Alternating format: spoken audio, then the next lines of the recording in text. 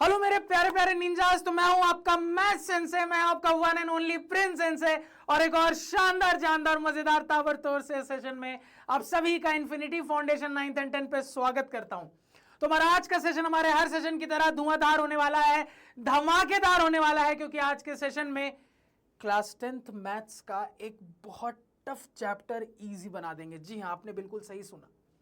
अगर आप अपने किसी भी फ्रेंड से पूछो जो कि अगेन क्लास 10th में है, तो मैथ्स में जिस चैप्टर से वो सबसे ज्यादा डरता है ना, वो यही चैप्टर है। चेहरा देख लो इसका, ट्रायंगल्स। भैया ये एक ऐसा चैप्टर है जो कि अच्छे अच्छों के रातों की नींद, दिन का चैन उड़ा ले जाता है, लेकिन आज के बाद नहीं।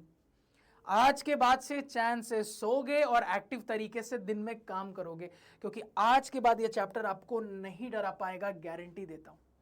इस बड़े से चैप्टर के हजारों सवालों में से तुम्हारे लिए खूब सारी मेहनत करके सिर्फ 15 सवाल छांट के लाया हूं। 15 डेडली सवाल, जिसके अंदर कॉम्बिनेशन है मोस्ट रिपीटेड इस चैप्टर के प्रीवियस ईयर क्वेश्चंस का, मोस्ट इंपॉर्टेंट एक्सपेक्टेड क्वेश्चंस का, कॉम्पिटेंसी बेस्ड क्वेश्चंस का। ये जो कॉम्बिनेशन बना के मैं इस चैप्टर के 15 सवाल छांट के लाया हूं, अगर ये आप आज के इस छोटे से लेक्चर में ढंग से पढ़ लेते हो, कंसेप्ट्स को अच्छे से समझ लेते हो, तो मेरी गारंटी रही बोर्ड एग्जाम में सीबीएसई इस चैप्टर से कितना भी टफ सवाल दे दे, जरूर से बना के आओगे।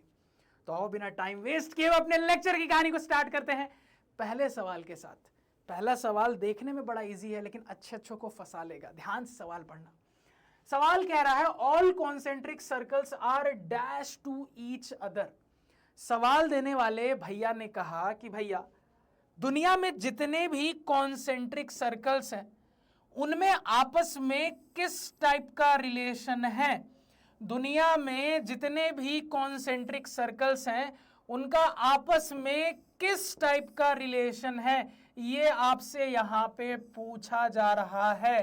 तो क्या जवाब दोगे? कहोगे कि सर जी कॉन्सेंट्रिक सर्कल्स क्या होते हैं, पहले तो यही नहीं पता।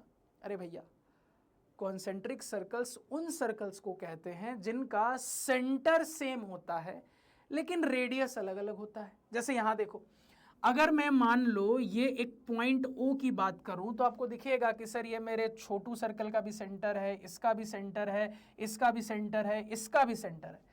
हर एक सर्कल का यही कॉमन सेंटर है, सेम सेंटर है। ऐसे ही सेम सेंटर वाले डिफरेंट डिफरेंट रेडियस वाले सर्कल्स को कॉन्सेंट्रिक सर्कल कहते हैं। तो सवाल यही तो पूछ रहा है कि भैया दुनिया में जितने भी कॉन्सेंट्रिक सर्कल है उनका आपस में कैसा रिलेशन है। तो क्या जवाब दीजिएगा? तो आप फटाक से कहिएगा कि सर हमें इन जनरल एक बात पता है कि सर दुनिया में जितने भी सर्कल्स होते हैं, अगर उन सारे सर्कल्स का रेडियस सेम हो तो हम कह देते हैं मेरे सर्कल्स कंग्रुएंट सर्कल्स हैं। और अगर सर दुनिया में मेरे जितने भी सर्कल्स हैं उनका रेडियस डिफरेंट डिफरेंट हो तो हम कह देते हैं मेरे सर्कल सिमिलर सर्कल हैं। तो बस एक छोटी सी लेकिन मोटी बात याद रखनी है कि सर दुनिया में जो भी सर्कल्स पे चर्चा हो रही है उनका रेडियस सेम है तो कंग्रुएंट सर्कल। सर जो मेरे सर्कल्स पे चर्चा हो रही है उनका रेडियस डिफरेंट है तो सिमिलर सर्कल। खेल खत्म, पैसा हजम। यहां दोनों में से कौन सी बात दिख रही है? कहोगे सर जितने भी सर्कल्स की बात हुई है उनका रेडियस डिफरेंट है, मतलब कि sir ji they are similar to each other. कहोगे हां सर, सही बात है। यानी कि ये कॉन्सेंट्रिक वर्ड आपको बस फंसाने के लिए दिया गया था। इनडायरेक्टली कॉन्सेंट्रिक सर्कल्स बोल के ये आपको बताना चाह रहा था कि मेरे सर्कल्स का रेडियस डिफरेंट है। तो रेडियस डिफरेंट होता है मेरे सर्कल्स का, तो हम अपने सर्कल्स को क्या पुकारते हैं प्यार से? अरे मेरे सिमिलर सर्कल्स आ जाओ। कहोगे हां सर। तो देखो, एक इजी सवाल लेकिन एक बड़ा इंटरेस्टिंग सवाल जो कि कुछ सिखा के गया आपको। तो एक बड़ा इंपॉर्टेंट सवाल है, 2020 में बोर्ड एग्जाम में पूछा गया था। फटाफट नोट डाउन कर लो, नेक्स्ट सवाल पे चलेंगे। चलिए अगले सवाल पे आ जाते हैं सर। अब अगला सवाल एक बहुत प्यारा सवाल है, बहुत कुछ सिखा के जाएगा। क्या क्या सिखा के जाएगा उसके लिए थोड़ा सा ध्यान से सुनना और चीजों को समझना। देखो यहां पे मेरी बात ध्यान से सुनो। ट्रायंगल्स चैप्टर के सवालों में सबसे बड़ी मुसीबत यह होती है कि यह समझ में ही नहीं आता कि किस सवाल को किस अप्रोच से बनाना है, कहां बीपीटी लगेगा, कहां कन्वर्स ऑफ बीपीटी लगेगा, कहां सिमिलैरिटी का लॉजिक लगेगा। क्लैरिटी नहीं मिल पाती, क्लियर नहीं हो पाता। लेकिन आज के बाद ये प्रॉब्लम तुमको नहीं होगी, पूरी क्लैरिटी इस छोटे से सेशन में दे दूंगा।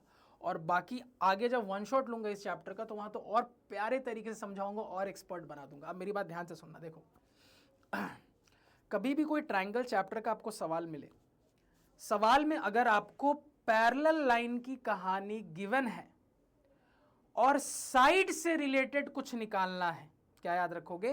पैरेलल लाइन की कहानी गिवन डेटा में है, साइड से रिलेटेड बात करनी है, साइड से रिलेटेड कुछ भी निकालना है भैया, तो ऐसी सिचुएशन में बीपीटी से भी काम हो जाता है, सिमिलैरिटी के लॉजिक से भी काम हो जाता है। तो सर ऐसी सिचुएशन में बीपीटी लगाएं या सिमिलैरिटी लगाएं? क्योंकि आपके हिसाब से दोनों ही लग सकता है। तो क्या लगाना है सर जी, ये धीरे धीरे प्रैक्टिस के साथ आप सीख लोगे। अगेन सिचुएशन के हिसाब से क्या इजी पड़ेगा, धीरे धीरे प्रैक्टिस से आपको समझ में आ जाएगा। फिलहाल बस इतना याद रखना कि कभी भी पैरेलल लाइन की कहानी गिवन हो, साइड तक पहुंचना हो किसी भी तरीके से, या तो बीपीटी से बना लेंगे या सिमिलैरिटी से बना लेंगे। अब अपने सवाल को पढ़ते हैं। सवाल क्या रहा है? इन ट्रायंगल एबीसी, ठीक है सर, एक ट्रायंगल एबीसी गिवन है, यहां पे पीक्यू और बीसी आपस में पैरेलल है। तो सवाल देने वाले भैया या दीदी ने बोला कि ये जो पीक्यू और बीसी है ये आपस में पैरेलल है, ठीक है भैया। अब आगे हमें कुछ लेंथ प्रोवाइड कर दी गई है, पीबी बोल दिया 6 सेंटीमीटर, ठीक है सर जी, पीबी 6 सेंटीमीटर हो गया, बहुत ही बढ़िया। आगे सर एपी बोल दिया 4 सेंटीमीटर, ठीक है सर, बहुत बढ़िया।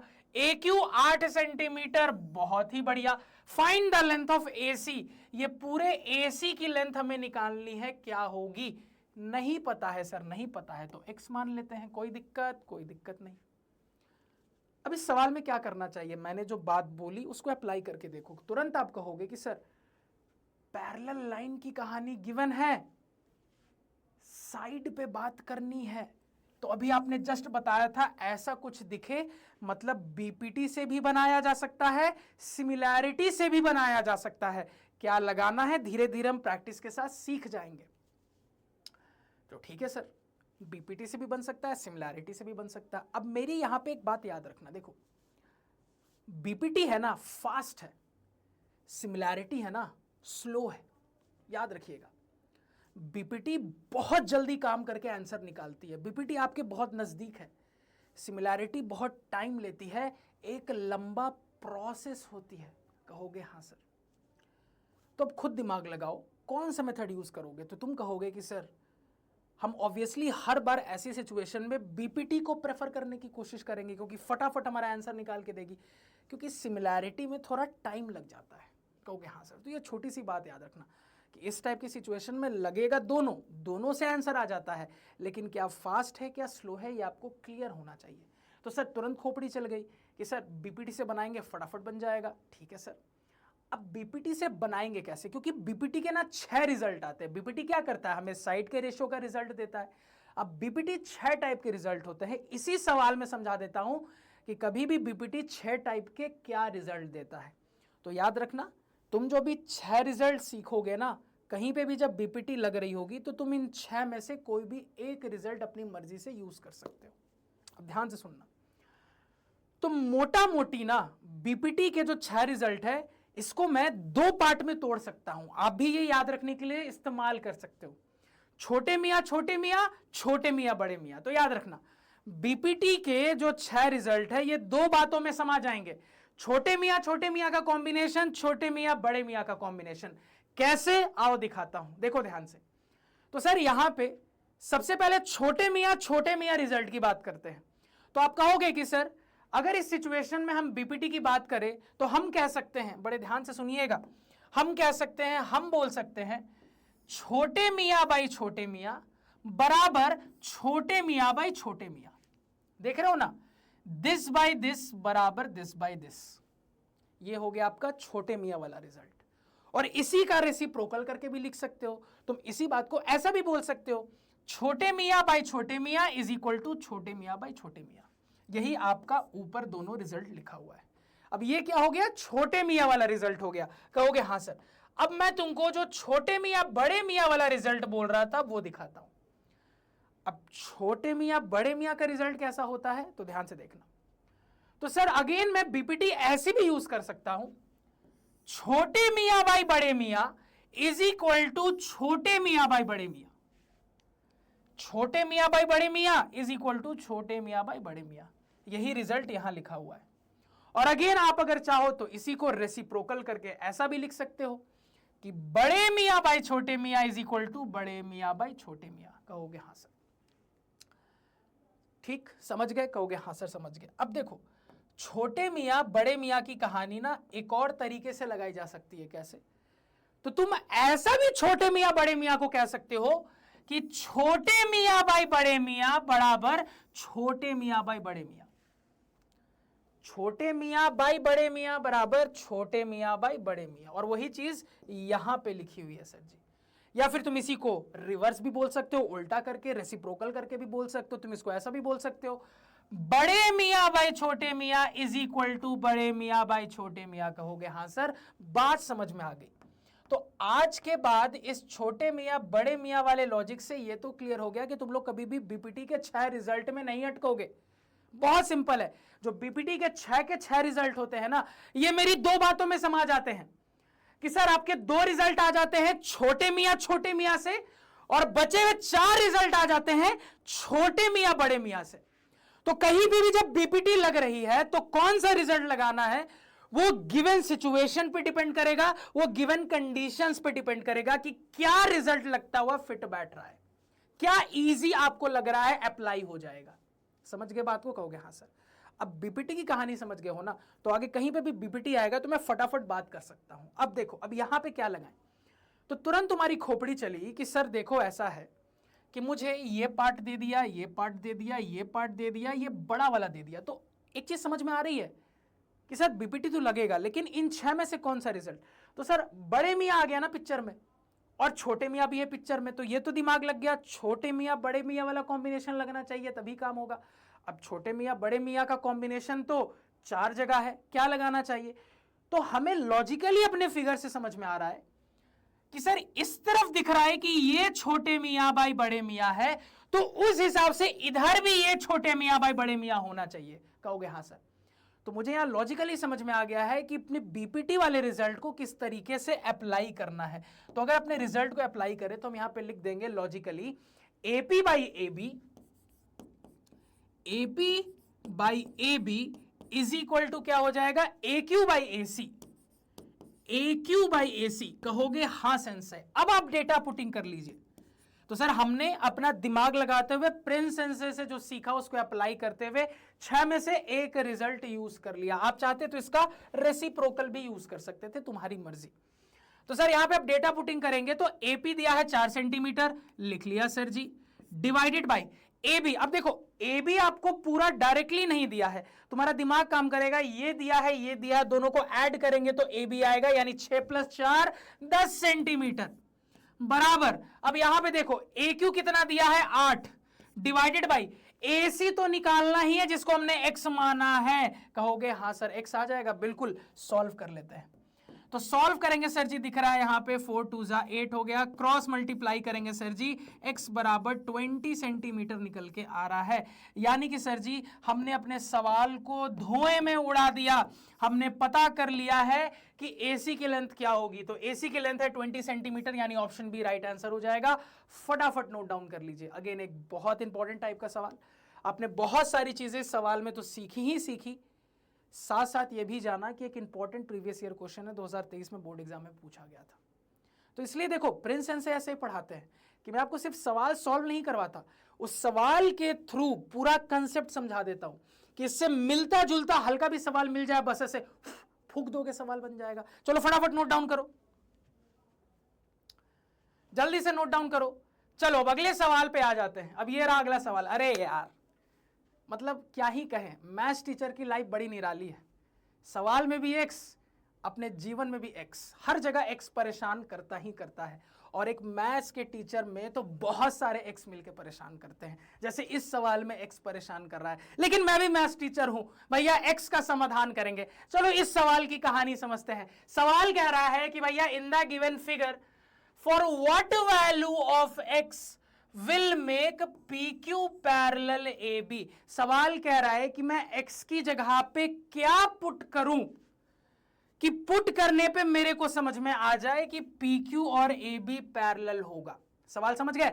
मैं x की जगह पे क्या नंबर पुट करूं इन ऑप्शंस में से कि मुझे पुट करने के बाद ये क्लैरिटी मिल जाए कि जी हां PQ और AB आपस में पैरेलल होगा। तो कैसे सोचना चाहिए इस सवाल को, इस सवाल को कैसे बनाना चाहिए? बहुत सिंपल, समझना मेरी बात को।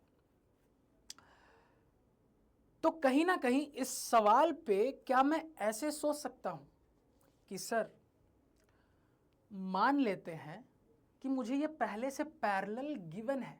सुनना ध्यान से, मान लेते हैं कि मुझे ये पहले से पैरेलल गिवन है। अब साइड पे बात करनी है क्योंकि x साइड में ही छिपा है। तो मैंने अभी सिखाया था कि पैरेलल गिवन होता है, साइड पे बात करनी होती है बीपीटी सिमिलैरिटी, लेकिन सिमिलैरिटी टाइम ज्यादा लेता है, इसलिए हम पहले बीपीटी पे दिमाग लगाते हैं। तो मतलब बीपीटी से बना लेंगे। कहोगे हाँ सर। तो अगर मैं इसको इस लॉजिक से सॉल्व करूं तो सवाल जो कह रहा है वो फुलफिल होता है क्या? Let's check. तो सर हम ये अज्यूम करके चल रहे हैं कि ये और ये पैरेलल है। समझ रहे हो मेरे बात को? हम अज्यूम करके चल रहे हैं कि ये दोनों आपस में पैरेलल है। अब पैरेलल गिवन है और मुझे साइड पे बात करनी है क्योंकि x साइड में ही छिपा है। तो सिखाया भी जस्ट कि पैरेलल गिवन होता है, साइड पे बात करनी होती है बीपीटी या सिमिलैरिटी। सिमिलैरिटी लंबा होता है इसलिए बीपीटी लगाते हैं, बीपीटी अप्लाई करते हैं। अभी सीखा तुमने 6 रिजल्ट होते हैं, कौन सा लगाओगे? तुरंत मन में जवाब आ जाना चाहिए कि सर यहां हम 6 में से कोई भी रिजल्ट लगा सकते हैं। दिख रहा है ना? तुम यहाँ छोटे मियाँ भी कर सकते हो, छोटे मियाँ बड़े मियाँ भी कर सकते हो। तो इस सवाल को अभी जस्ट जो तुमको 6 रिजल्ट सिखाए थे उन 6 में से किसी भी एक से बनाओगे, बन जाएगा। ये दिमाग चल जाना चाहिए। यहाँ पे कहोगे हाँ सर यहाँ ये लॉजिक बैठ रहा है, यहाँ 6 में से किसी भी एक रिजल्ट से बन जाएगा। तो जब किसी से भी बन जाएगा तो किसी भी एक रिजल्ट से बना लेंगे। अब याद रखना, देखो बीपीटी के सारे जो रिजल्ट होते हैं ना, उनमें जो छोटे मियाँ बाई छोटे मियाँ वाले रिजल्ट होता है ना, वो सबसे बेसिक रिजल्ट होता है। सबसे बेसिक यही था ना, छोटे मियाँ बाई छोटे मियाँ बराबर छोटे मियाँ बाई सुभान अल्लाह। सबसे पहला यही रिजल्ट हमने पढ़ा, छोटे मियाँ बाई छोटे मियाँ बराबर छोटे मियाँ बाई छोटे मियाँ। तो ये बीपीटी का 6 में से ना सबसे बेसिक वाला रिजल्ट होता है और ज्यादातर जगह यही रिजल्ट लगता है। याद रखना, एक ट्रिक बता रहा हूं, कभी भी बीपीटी का कौन सा रिजल्ट लगाना है ये अगर ना समझ में आए, एकदम पगला जाओ कि नहीं दिमाग लग रहा है। लास्ट सवाल में दिमाग लग गया था, मान लो किसी सवाल में नहीं दिमाग लग रहा है कि पता नहीं यार कौन सा लगेगा, तो याद रखना बहुत हाई चांस है यही छोटे मियाँ बाई छोटे मियाँ वाला बेसिक वाला रिजल्ट लगेगा। तो कभी भी ऐसी क्रिटिकल सिचुएशन में फंसो तो याद रखना ये बेसिक रिजल्ट फट से लगा देना, सवाल बन जाएगा, क्योंकि बेसिक रिजल्ट सबसे इजीली काम करता है। कहोगे हाँ सर, तो ठीक है सर यहाँ तो 6 का 6 लगेगा, किसी से बना लो। हम मान लो सबसे बेसिक वाले से ही बना लेते हैं। तो बेसिक वाले से बनाएंगे तो हम लिख लेंगे छोटे मियाँ बाई छोटे मियाँ यानी कि CP by PA, CP by PA बराबर क्या हो जाएगा भैया? तो बराबर हो जाएगा यहां पे CQ by QB, CQ by QB। कहोगे हाँ सेंस से। अब डेटा पुटिंग कर लेते हैं, तो डेटा पुटिंग करेंगे, CP हो गया x+3 डिवाइडेड बाई PA क्या हो गया भैया? तो PA आपका हो गया है यहां पे 3x+19 बराबर राइट हैंड साइड में CQ हो गया x डिवाइडेड बाई QB हो गया आपका 3x+4। यानी कि सर एक x में इक्वेशन बन गई है, सॉल्व कर लेंगे x निकल के आ जाएगा। सॉल्व कर लेते हैं फटाक से, इसी x वाली इक्वेशन को सॉल्व करना है सर। तो अगर मैं इसको यहां पे सॉल्व करूं तो क्रॉस मल्टीप्लाई करूंगा, तो क्रॉस मल्टीप्लाई इधर करेंगे तो ये हो जाएगा 3x² प्लस 19x, और इस तरफ करेंगे तो थोड़ा सा मन में करना मेरे साथ, 3x², थोड़ा सा मन में ध्यान देना, 4x प्लस 9x, सीधे लिख रहा हूं 9 + 4 13x, और उसके बाद +12। तो मैंने मन में ही x वाले टर्म को सिंप्लीफाई करके सीधे लिख दिया। अब इसके बाद अगर हम फर्दर सिंप्लीफिकेशन करें तो इससे ये टर्म कट गया। अब मैं क्या करता हूं सर, x वाले को इधर बुला लेता हूं, तो 19x मन में करो माइनस 13x, 6x बराबर 12 बचा सर, तो 6 2 जा 12 हो गया, यानी x की वैल्यू 2 निकल के आ गई। कहोगे हाँ सर, बोलोगे हाँ सर, तो बन गया सवाल। देख रहे हो, सवाल अपने लैंग्वेज से थोड़ा कंफ्यूज कर रहा था। सवाल आपसे यही पूछ रहा था ना कि x की जगह पे मैं क्या पुट करूं जिसके बाद मुझे ये दिखने लगे कि ये और ये पैरेलल होगा। तो मैंने कैसे सोचा, मैंने रिवर्स सोचा कि मैंने मान लिया पैरेलल है, अब मैं x निकाल लेता हूं।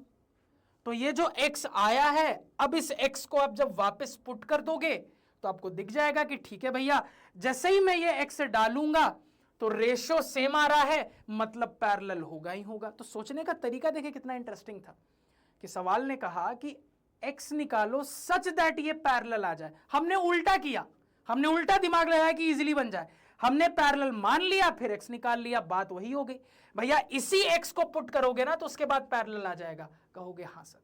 तो फटाफट इस सवाल को भी नोट डाउन कर लो, बेहतरीन सवाल। अगेन सर ये सवाल मल्टीपल टाइम्स पूछा गया है, टर्म 1 में भी पूछा गया था और सर 2021-22 में बोर्ड एग्जाम में भी पूछा गया था। तो सोचने का लॉजिक देखो, क्योंकि सीधा सोचोगे तो कंफ्यूज हो जाओगे, रिवर्स सोचे तो फटाक से सवाल बन गया। चलो जल्दी से सवाल को नोट डाउन कर लो। चलिए अगले सवाल पे आ जाते हैं, अगले सवाल की कहानी देख लेते हैं। ये रहा अगला सवाल। सवाल देखो क्या कह रहा है, in the figure DE parallel BC. तो सवाल देने वाले भैया ने पहली बात क्या बोली कि भैया फिगर में डीई और बीसी पैरेलल है, हमने मार्क कर लिया, ठीक है भैया, पैरेलल की कहानी गिवन है भैया। आगे जाके मुझे बोला गया AD बाई DB बराबर 3/2। तो हमें एक रेशियो गिवन है, AD बाई DB, थोड़ा मार्क करते हैं, AD बाई DB, ये रेशियो कितना गिवन है भैया, 3/2 गिवन है, ठीक है सर जी। आगे जाके AE की लेंथ बता दी 2.7, ठीक है सर जी। पूछ रहा है EC बताओ क्या होगा, ये EC पूछ रहा है क्या होगा, नहीं पता, x मान लेते हैं, कोई दिक्कत नहीं है सर। मैंने बोला ना, एक मैथ्स के टीचर और x में एक बहुत गहरा रिश्ता है। मैथ्स के टीचर को x पसंद नहीं है, फिर भी हर रोज x को डील करना पड़ता है, क्या कर सकते हैं यार, विडंबना है, बहुत बड़ी विडंबना। चलो सवाल पे लौटते हैं। तो सवाल की कहानी में पैरेलल लाइन की कहानी गिवन है और साइड पे खेलना है। कुछ हिट किया दिमाग में, हाँ सर किया, बीपीटी या सिमिलैरिटी। सर सिमिलैरिटी लंबा चौड़ा जाएगा, सिमिलैरिटी के पीछे नहीं जाएंगे सर, बीपीटी लगा लेंगे, खत्म हो गया सवाल। अब बीपीटी लगा लो। अब देखो तुमको पता है ना कि सर बीपीटी के 6 रिजल्ट होते हैं, यहां क्या सेट बैठ रहा है, तो तुरंत तुम्हारी खोपड़ियां चलनी चाहिए कि सर एक तरफ मैं देख रहा हूं कि छोटे मियां भाई छोटे मियां है, तो उधर भी तो छोटे मियां भाई छोटे मियां होना चाहिए, खत्म हो गया सवाल। यानी सबसे बेसिक वाला रिजल्ट लग रहा है, फट से लगा लेते हैं। तो हम लिखेंगे AD बाई DB, हम लिखेंगे AD बाई DB बराबर क्या हो जाएगा, AE बाई EC हो जाएगा, बराबर हो जाएगा AE बाई EC। कहोगे हाँ सेंसे। अब मैं डेटा पुटिंग कर लेता हूं। तो देखो AD बाई DB तो सीधे गिवन है 3/2, तो ये तो मुझे सीधे गिवन है, कितना गिवन है, 3/2 गिवन है। कहोगे हाँ सर, बराबर राइट हैंड साइड में आ जाओ, AE गिवन है 2.7 डिवाइडेड बाई EC जो मुझे निकालना है, जिसको मैंने x माना। कैसी क्वेश्चन x नहीं निकाल सकते, बहुत इजी। अब देखो एक बात याद रखना, playing with decimal is dangerous. हमेशा डेसिमल को फ्रैक्शन में कन्वर्ट करके बनाने की कोशिश करना, ये आदत बिठा लो। बहुत सारे बच्चे यही सॉल्व करने की कोशिश करेंगे, गलती कर देंगे। मैंने क्या बोला, हमेशा डेसिमल को फ्रैक्शन में चेंज करके बनाने की आदत डालो।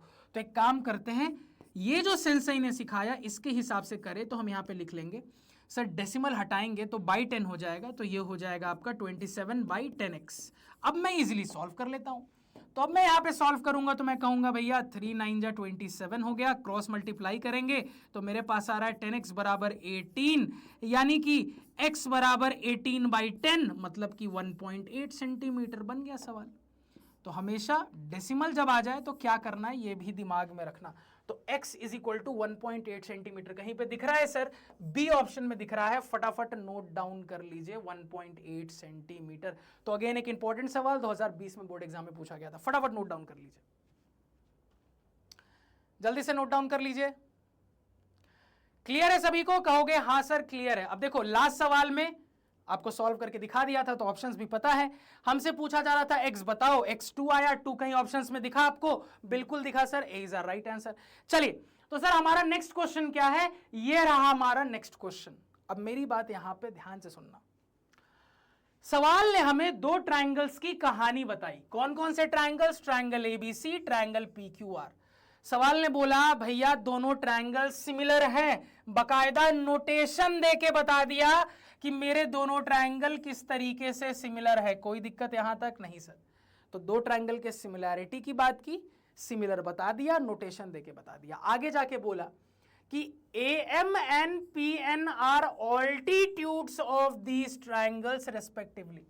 रेस्पेक्टिवली के लॉजिक से बता दिया। ध्यान रखना, पहले का कॉम्बो पहले के साथ, दूसरे का कॉम्बो दूसरे के साथ। तो आपको रेस्पेक्टिवली की मदद से क्लियरली बता दिया कि भैया ट्रायंगल ABC में एक ऑल्टीट्यूड मैंने बनाया है AM, इसी तरीके से ट्रायंगल PQR में एक और ऑल्टीट्यूड मैंने बनाया है PN। तो ये जानकारी आपको रेस्पेक्टिवली से बता दी। मैं कहता हूं ये रेस्पेक्टिवली ना भी यहां होता तो भी तुम्हारा दिमाग काम करना चाहिए कि AM में A लेटर है और A लेटर ट्रायंगल ABC में है, तो ऑफ कोर्स ये वाला ऑल्टीट्यूड जो है सर जी ये ट्रायंगल ABC में ही होगा। अगेन इसी तरीके से आपका दिमाग काम करना चाहिए था कि PN में P लेटर है और P लेटर ट्रायंगल PQR में है, मतलब कि ये वाला ऑल्टीट्यूड ट्रायंगल PQR में होगा। तो ये छोटी छोटी चीजें भी दिमाग में चलनी चाहिए। रिस्पेक्टिवली नहीं भी बोलता तो भी तुमको समझ में आ जाता कि भैया कौन सा ऑल्टीट्यूड किस ट्रायंगल में है। ठीक है सर जी। अब ये जो सवाल ने बोला है ये डायग्राम में अभी बना नहीं है सर, बना लेते हैं। तो एक AM बनाना है यहाँ पे, तो AM बना लेते हैं यार एकदम फटाफट तरीके से। AM बना लेते हैं यार एकदम फटाफट तरीके से। तो ये हमने यहाँ पे क्या किया, ये हमने यहाँ पे AM बना लिया। ठीक है, ऑल्टीट्यूड बोल रहा है ना, तो ऑल्टीट्यूड का मतलब क्या होता है सर कि हमारे वर्टेक्स से सामने वाली साइड पे परपेंडिकुलर। तो AM है, एक वर्टेक्स A है, यानी कि सर ये वाला एंड M हो जाएगा। इसी तरीके से PN बना लेते हैं, तो PN P से बनेगा, तो P से ऑल्टीट्यूड हमने बना लिया।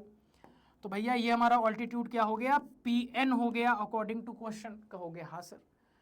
तो सवाल ने यहां तक जो बात बोली डायग्राम में हमें दिख रही है। अब आगे जाके सवाल ने हमें एक रेशियो दिया। क्या रेशियो दिया भैया, तो हमें रेशियो दिया जा रहा है कि AB square by PQ square is equal to 4/9। तो हमें एक स्क्वायर वाला रेशियो दे दिया गया है सर जी। ठीक है, अब हमसे AM और PN का रेशियो पूछ रहा है क्या होगा। तो AM और PN यानी ऑल्टीट्यूड का रेशियो पूछ रहा है क्या होगा। देखो कैसे कैसे दिमाग लगाएंगे, एकदम सिंपल, एकदम स्ट्रेट फॉरवर्ड दिमाग लगाना है, कुछ कॉम्प्लिकेटेड नहीं है। आपका दिमाग काम करेगा।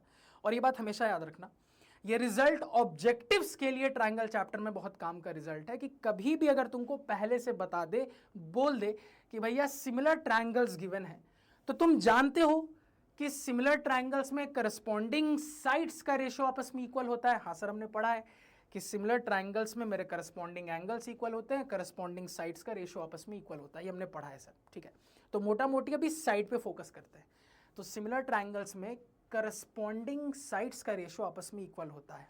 आज से याद रखना कि आपके सिमिलर ट्रायंगल्स में करस्पॉन्डिंग साइड का रेशियो आपस में इक्वल। कहोगे हाँ सर।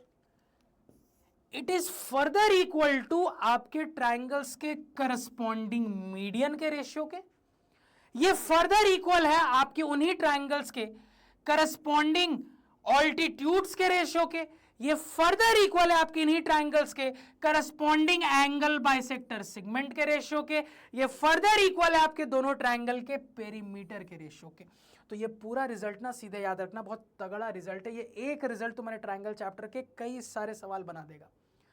सिमिलर ट्रायंगल्स में करस्पॉन्डिंग साइड्स आपस में इक्वल, ये फर्दर इक्वल है आपके इन्हीं ट्रायंगल्स के करस्पॉन्डिंग मीडियंस के रेशियो के, फर्दर इक्वल है आपके इन्हीं ट्रायंगल्स के करस्पॉन्डिंग ऑल्टीट्यूड्स के रेशियो के, फर्दर इक्वल है आपके इन्हीं ट्रायंगल्स के करस्पॉन्डिंग एंगल बाइसेक्टर सेगमेंट्स के रेशियो के, फर्दर इक्वल है आपके इन्हीं ट्रायंगल्स के करस्पॉन्डिंग पेरीमीटर्स के रेशियो के।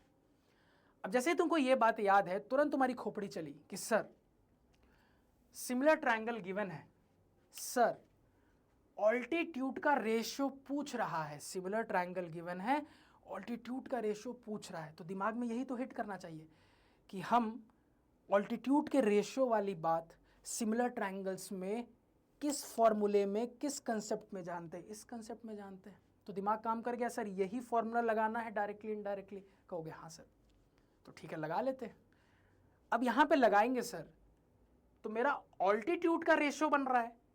अब ये फर्दर तो बहुत सारी चीजों के इक्वल है, यूज क्या होगा, तो सवाल में क्या गिवन है देखिए, पता चल जाएगा क्या यूज होगा। तो अब तुरंत कहिएगा कि सर मुझे गिवन है A B square by P Q square. अब A B P Q square में ए बी पी क्यू छिपा है, ये साइड ही तो है, यानी समझ में आया, इस सवाल में घुमा फिरा के करस्पॉन्डिंग साइड का रेशियो फर्दर इक्वल हो जाएगा मेरे करस्पॉन्डिंग ऑल्टीट्यूड के रेशियो के। खत्म हो गया सवाल। कहोगे हाँ सर, तो ये जो चीज समझ में आई है कर लेंगे। अब देखो बस यहां पे एक छोटी सी चीज है कि सर कौन किसके साथ करस्पॉन्डिंग है कैसे बताएंगे, मुझे कैसे पता चलेगा कि सर यही इसके साथ करस्पॉन्डिंग होगा। तो देखना बहुत आसान है, करस्पॉन्डिंग एंगल देखना जानते हो? कहोगे हाँ सर जानते हैं। करस्पॉन्डिंग एंगल से जो भी मीडियन निकले, करस्पॉन्डिंग एंगल से जो भी ऑल्टीट्यूड निकले, करस्पॉन्डिंग एंगल से जो भी एंगल बाइसेक्टर सेगमेंट निकले, वो आपस में करस्पॉन्डिंग होता है। तो बहुत सिंपल तरीका है देखने का कि कौन किसके साथ करस्पॉन्डिंग है। करस्पॉन्डिंग एंगल पहचानना जानते हो? Corresponding angles are equal. हाँ सर, तो करस्पॉन्डिंग एंगल से निकलने वाले median corresponding, angle bisector segment corresponding, altitude corresponding, खत्म हो गया। थोड़ी देर में चेक करेंगे कि क्या ये ऑल्टीट्यूड आपस में करस्पॉन्डिंग है, जो मैंने आपको सिखाया उस लॉजिक से थोड़ी देर में चेक करते हैं। फिलहाल ये जो रिलेशन है इसको लिख लेते हैं, क्योंकि इसी रिलेशन से तो मुझे पता चलेगा साइड के रेशियो का रिजल्ट आता कैसा है। तो मुझे यहां पे जो रिलेशन गिवन है वो है triangle ABC is similar to triangle PQR। ठीक कहोगे हाँ सर। तो यहां से मेरे पास रेशियो निकल के आ रहा है 1 2 3 1 2 3 अगर कर दे तो 1 2 1 2 के साथ जाएगा, यानी कि sir AB by PQ, again 2 3 2 3 के साथ जाएगा, यानी कि sir BC by QR, again 1 3 1 3 के साथ जाएगा, यानी कि AC बाई PR। कहोगे हाँ सेंस है, कोई दिक्कत? कहोगे सर कोई दिक्कत नहीं। तो ये मेरे करस्पॉन्डिंग साइड का रेशियो आ गया, और ये फर्दर इक्वल होगा किसके? मेरे सिचुएशन के हिसाब से करस्पॉन्डिंग ऑल्टीट्यूड के रेशियो के। अब आराम से देखते हैं। हमारे लिखने के तरीके में न्यूमरेटर में इस ट्रायंगल की चीजें हैं, डिनोमिनेटर में इस ट्रायंगल की चीजें हैं। तो जब हम अपने ऑल्टीट्यूड का रेशियो बनाएंगे वो भी इसी लॉजिक को फॉलो करके बनाएंगे कि न्यूमरेटर में इस ट्रायंगल का ऑल्टीट्यूड होगा, डिनोमिनेटर में उस ट्रायंगल का होगा, ये इस पैटर्न के हिसाब से। हाँ सर। अब जो मुद्दा था कि सर ठीक है ये फर्दर इक्वल होगा मेरे करस्पॉन्डिंग ऑल्टीट्यूड के रेशियो के, लेकिन क्या ये दोनों ऑल्टीट्यूड आपस में करस्पॉन्डिंग है? चेक कर सकते हैं। यहां से मुझे क्लियरली दिख रहा है कि सर जी 1 1 के साथ जाएगा, यानी angle A angle P corresponding यानी कि equal, angle A angle P corresponding यानी कि इक्वल, और मैंने आपको बोला करस्पॉन्डिंग एंगल से निकलने वाली चीजें भी करस्पॉन्डिंग। तो भैया ये करस्पॉन्डिंग एंगल इक्वल एंगल्स होंगे, इनसे निकलने वाले ऑल्टीट्यूड भी आपस में करस्पॉन्डिंग, तो बिल्कुल है सर, यानी कि हम सही डायरेक्शन में चल रहे थे। जो मैंने आपको सिखाया उससे हमने चेक कर लिया। अब लिख लेते हैं सर करस्पॉन्डिंग है, तो हमारे रेशियो में कंटिन्यू कैसे करेंगे? इसका पार्ट न्यूमरेटर में, उसका पार्ट डिनोमिनेटर में। अब ऑल्टीट्यूड की बात करनी है तो यहां पे ऑल्टीट्यूड क्या है? AM, और इसका करस्पॉन्डिंग ऑल्टीट्यूड क्या है? PN। यह आ जाएगा हमारे पैटर्न के हिसाब से डिनोमिनेटर में। कहोगे हाँ सेंस है। अब फोकस करते हैं टारगेट पे, ये निकालना है AM is to PN। कहोगे हाँ सर। और इनमें से क्या यूज करेंगे? तो खोपड़िया चल रही है सर, AB PQ दिया हुआ है, यानी इस चीज को यूज करेंगे। अब यहां से ये चीज कैसे आएगी? बहुत इजी है सर, इसका मतलब हो गया, इसको मैं लिख सकता हूं ना AB बाई PQ का होल स्क्वायर। भाई इसको मैं कंबाइन करके लॉज ऑफ एक्सपोनेंट से ऐसा लिख सकता हूं, बराबर 4/9, यानी कि सर यहां से AB बाई PQ क्या हो जाएगा? तो सर इसका स्क्वायर रूट हो जाएगा। तो इसका स्क्वायर रूट अगर आप करोगे 4/9 का, तो ये कितना निकल के आएगा? ये निकल के आ जाएगा सर 2/3। तो AB बाई PQ कितना आ गया? 2/3। तो पुट कर दो, तो ये निकल के आ गया 2/3, और बराबर इधर हो गया AM is to PN। और यही तो हमको निकालना था, कुछ और निकालना था क्या? नहीं सर, यही तो निकालना था।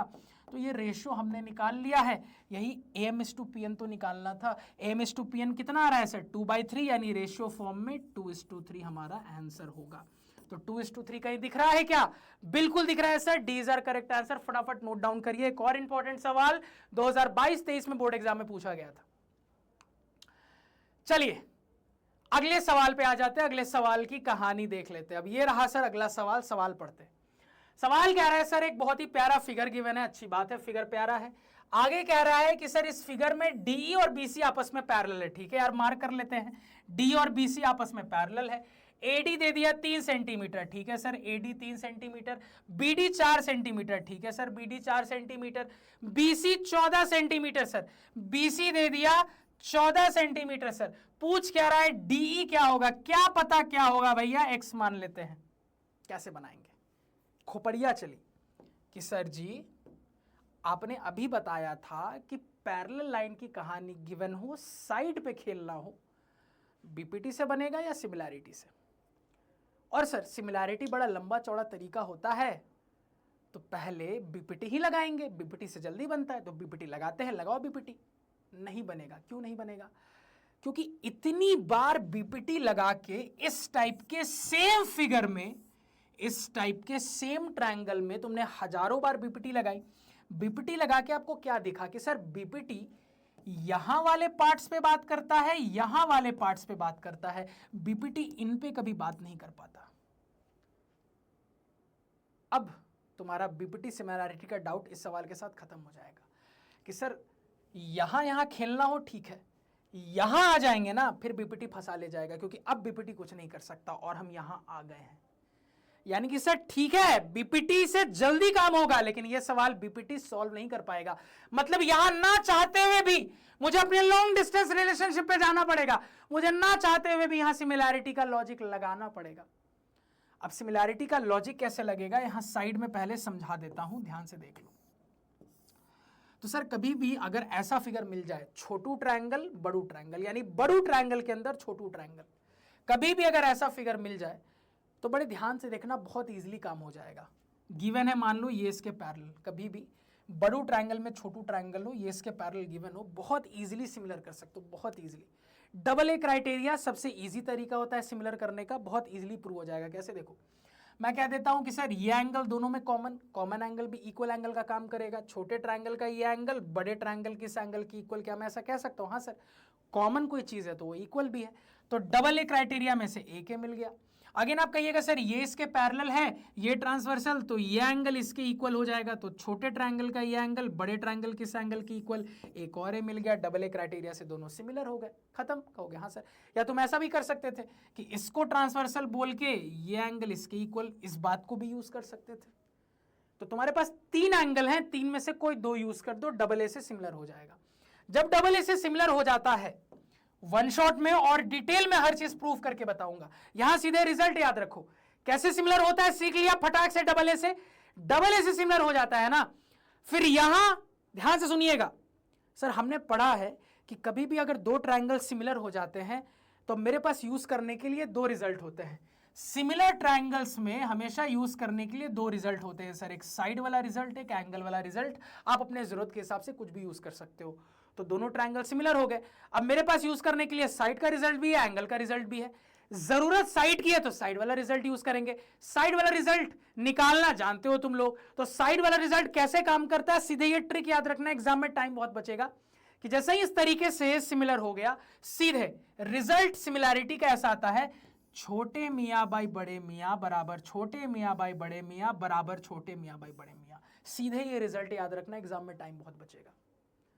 अब थोड़ी ना एग्जाम में क्या करोगे कि सिमिलर करने के बाद नोटेशन लिखोगे, फिर वहां से साइड का रेशियो का रिजल्ट बनाओगे। ऑब्जेक्टिव में इतना करने का टाइम थोड़ी ना होता है। कहोगे हाँ सेंसेई, जब मैं वन शॉट पढ़ाऊंगा तो ये सारी चीजें डिटेल में निकालना भी सिखाऊंगा। फिलहाल ऑब्जेक्टिव्स के लिए सीधे रिजल्ट याद रखो कि जैसे ही कहीं पे भी तुमको ऐसा छोटे मियाँ बड़े मियाँ ट्रायंगल मिले तो कैसे फटाक से डबल ए से सिमिलर होता है, देख लिया। अब इसके बाद ये याद रखना सीधे यहां पे कि रिजल्ट कैसे काम करता है सर, तो इधर छोटे मियाँ बाय बड़े मियाँ बराबर इधर छोटे मियाँ बाय बड़े मियाँ बराबर छोटे मियाँ बाय बड़े मियाँ, सीधे याद रखना। अब इस लॉजिक को यहां अप्लाई करो। क्या सीधे अप्लाई कर सकते हो? हाँ सर, मुझे दिख रहा है सर ये इसके पैरेलल है, तो ये छोटू ट्रायंगल बड़े ट्रायंगल के सिमिलर हो जाएगा। साइड पे बात करनी है, मतलब साइड वाला रिजल्ट यूज करना है। रिजल्ट यूज करेंगे तुरंत कह देंगे छोटे मियाँ बाय बड़े मियाँ बराबर छोटे मियाँ बाय बड़े मियाँ बराबर छोटे मियाँ बाय बड़े मियाँ। अब इधर कुछ गिवन है नहीं तो हम इसको यूज करेंगे नहीं, जितना गिवन है उतना ही यूज करेंगे।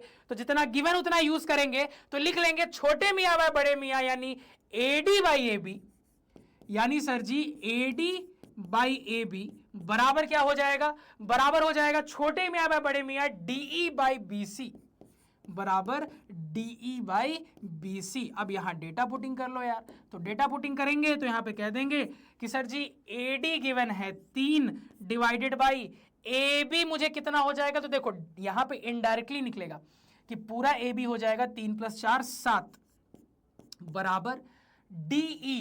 तो सर DE तो निकालना ही है जिसको हमने x माना है, डिवाइडेड बाई BC गिवन है 14। खत्म हो गया सवाल, सॉल्व कर लो। तो अगर हम इसको यहाँ पे सॉल्व करेंगे सर जी, तो ये हो जाएगा 7 2 जा 14, यानी कि क्रॉस मल्टीप्लाई करेंगे x की वैल्यू 6 निकल के आ गई। कहानी सबको सेंटीमीटर में, यानी 6 सेंटीमीटर आंसर निकल के आ चुका है। तो सर हमारे अननोन की वैल्यू आ गई है 6 सेंटीमीटर, यानी कि DE की वैल्यू आ गई है 6 सेंटीमीटर। कहीं दिख रहा है? बी में दिख रहा है। राइट आंसर नोट डाउन कर लो। एक और बहुत ही ऑसम कंसेप्ट सीखा सवाल के थ्रू, और मल्टीपल टाइम बोर्ड एग्जाम में पूछा गया, आगे भी आने के हाई चांसेस है, टर्म 1 में, 21-22 में बोर्ड एग्जाम में। चलिए अगले सवाल पे चलते हैं। अगला सवाल आपके स्क्रीन पे ये रहा। अब इस सवाल पे तुम लोग खुद भी दिमाग लगा सकते हो। कहोगे सर सवाल के अंदर ट्रायंगल ABC पे बात हुई, ठीक है सर, ट्रायंगल ABC पे बात हुई।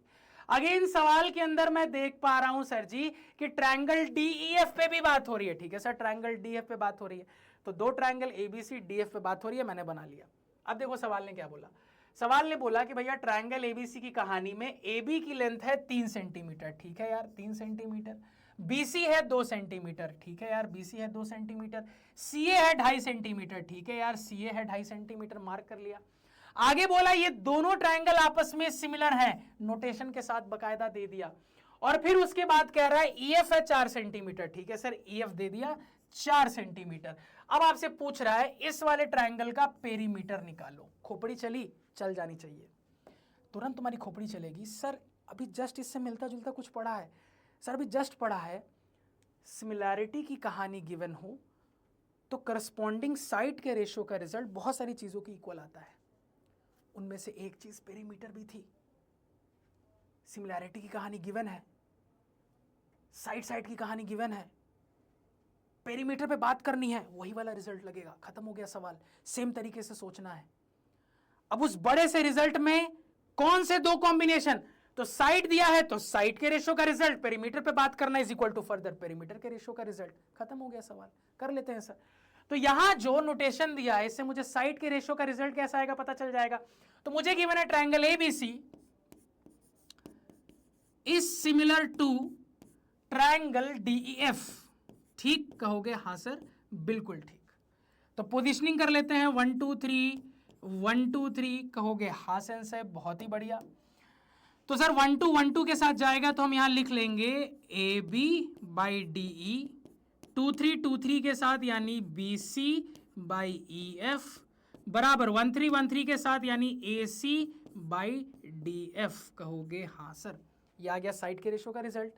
ये फर्दर इक्वल होगा मेरे दोनों ट्रायंगल्स के पेरीमीटर के रेशियो के अकॉर्डिंग टू आवर क्वेश्चन। यही लॉजिक लगाएंगे। हाँ सर, हमें यही तो समझ में आया कि इस सिचुएशन में हमें अप्लाई करना है करस्पॉन्डिंग साइड के रेशियो का रिजल्ट फर्दर इक्वल टू मेरे ट्रायंगल्स के पेरीमीटर का रेशियो। अब कौन ऊपर कौन नीचे, किसका पेरीमीटर ऊपर किसका नीचे?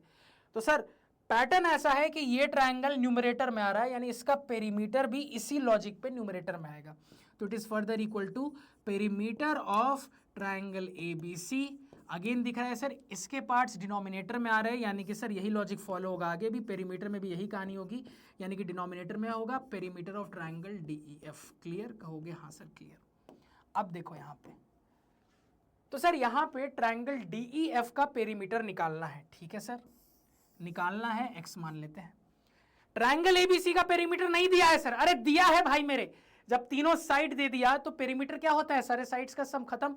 तो इसका पेरीमीटर दिया है, इनडायरेक्टली दिया है। क्या दिया है सर? तो 3 + 2 5 + 2.5 कितना हो जाएगा? तो 5 7 7.5 हो जाएगा। अब सर इसके साथ इन तीनों में से क्या यूज करेंगे, तो हम थोड़ा ऑब्जर्व करते हैं। तो मुझे ऑब्जर्व करके यहां पे पता लग रहा है कि सर ध्यान से देखिएगा, सर AB पता है, DE नहीं पता है, तो ये यूज कर नहीं सकते। अगेन सर AC पता है लेकिन DF नहीं पता है, तो यूज कर नहीं सकते, यानी ऑफ कोर्स यही यूज हो रहा होगा सर जी, क्योंकि BC EF दोनों पता है। तो यहां से हम इसको यूज करेंगे तो लिखेंगे BC बाई EF, यानी कि 2/4, और यहां से ये यूज कर लेंगे तो बराबर 7.5 बाई x हो जाएगा। कहोगे? हाँ सर। तो यहाँ 2 2 4 हो गया, क्रॉस मल्टीप्लाई करेंगे तो मेरे पास निकल के आ रहा है x बराबर 7.5 × 2, यानी कि 15 क्या यूनिट सेंटीमीटर में है, यानी इतना सेंटीमीटर। तो भैया आपने अपना अननोन निकाल लिया है, x की वैल्यू निकाल ली है, यानी पेरीमीटर निकाल लिया है डीएफ का 15 सेंटीमीटर आ रहा है। बी आंसर होगा। बेहतरीन सवाल, नोट डाउन कर लीजिए। तो अगेन एक तगड़ा सवाल 21-22 में बोर्ड एग्जाम में पूछा गया था, टर्म 1 में भी पूछा गया था।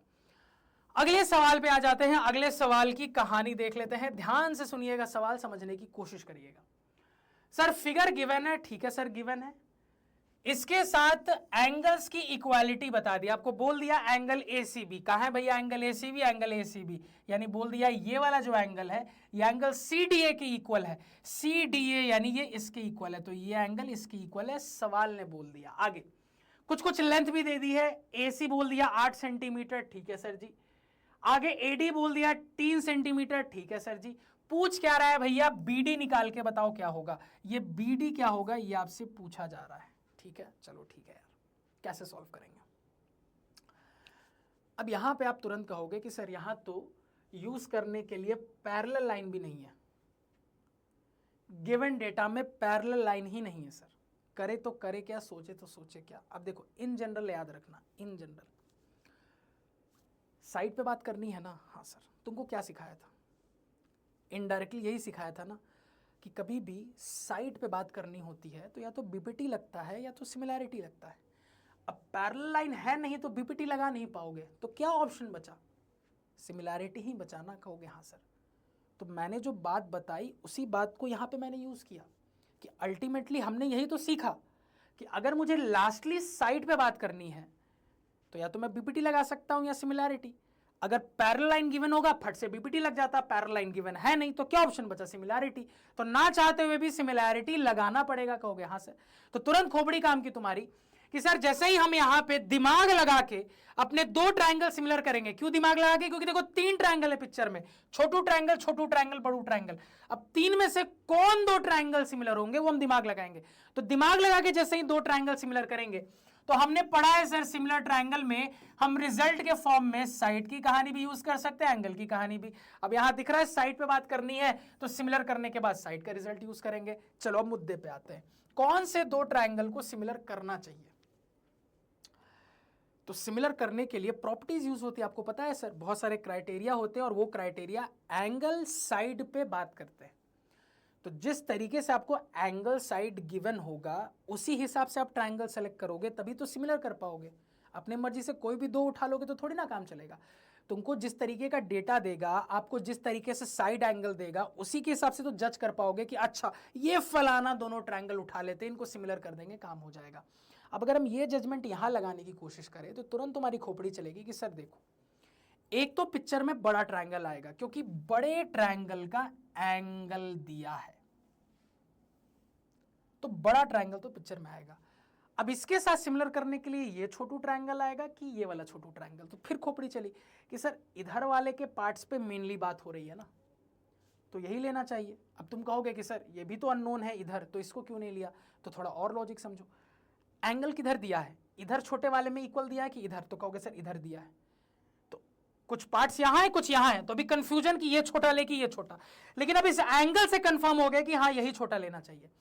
तो सर यहां पे पार्ट्स एंगल की पूरी कहानी देख के समझ में आ रहा है कि सर ये जो छोटू वाला ट्रायंगल है इसको अपने बड़ू वाले ट्रायंगल के साथ सिमिलर कर देंगे, फिर साइड के रेशो का रिजल्ट लगा देंगे, काम हो जाएगा। तो जो चीज समझ में आ रही है अप्लाई कर लेते हैं। कहोगे ठीक है सर कर लेते हैं अप्लाई। ध्यान से देखिएगा और हमेशा ये बात याद रखना, कभी भी 2 ट्रायंगल सिमिलर करना हो ना, सिमिलर करने का सबसे ईजी तरीका होता है डबल ए क्राइटेरिया।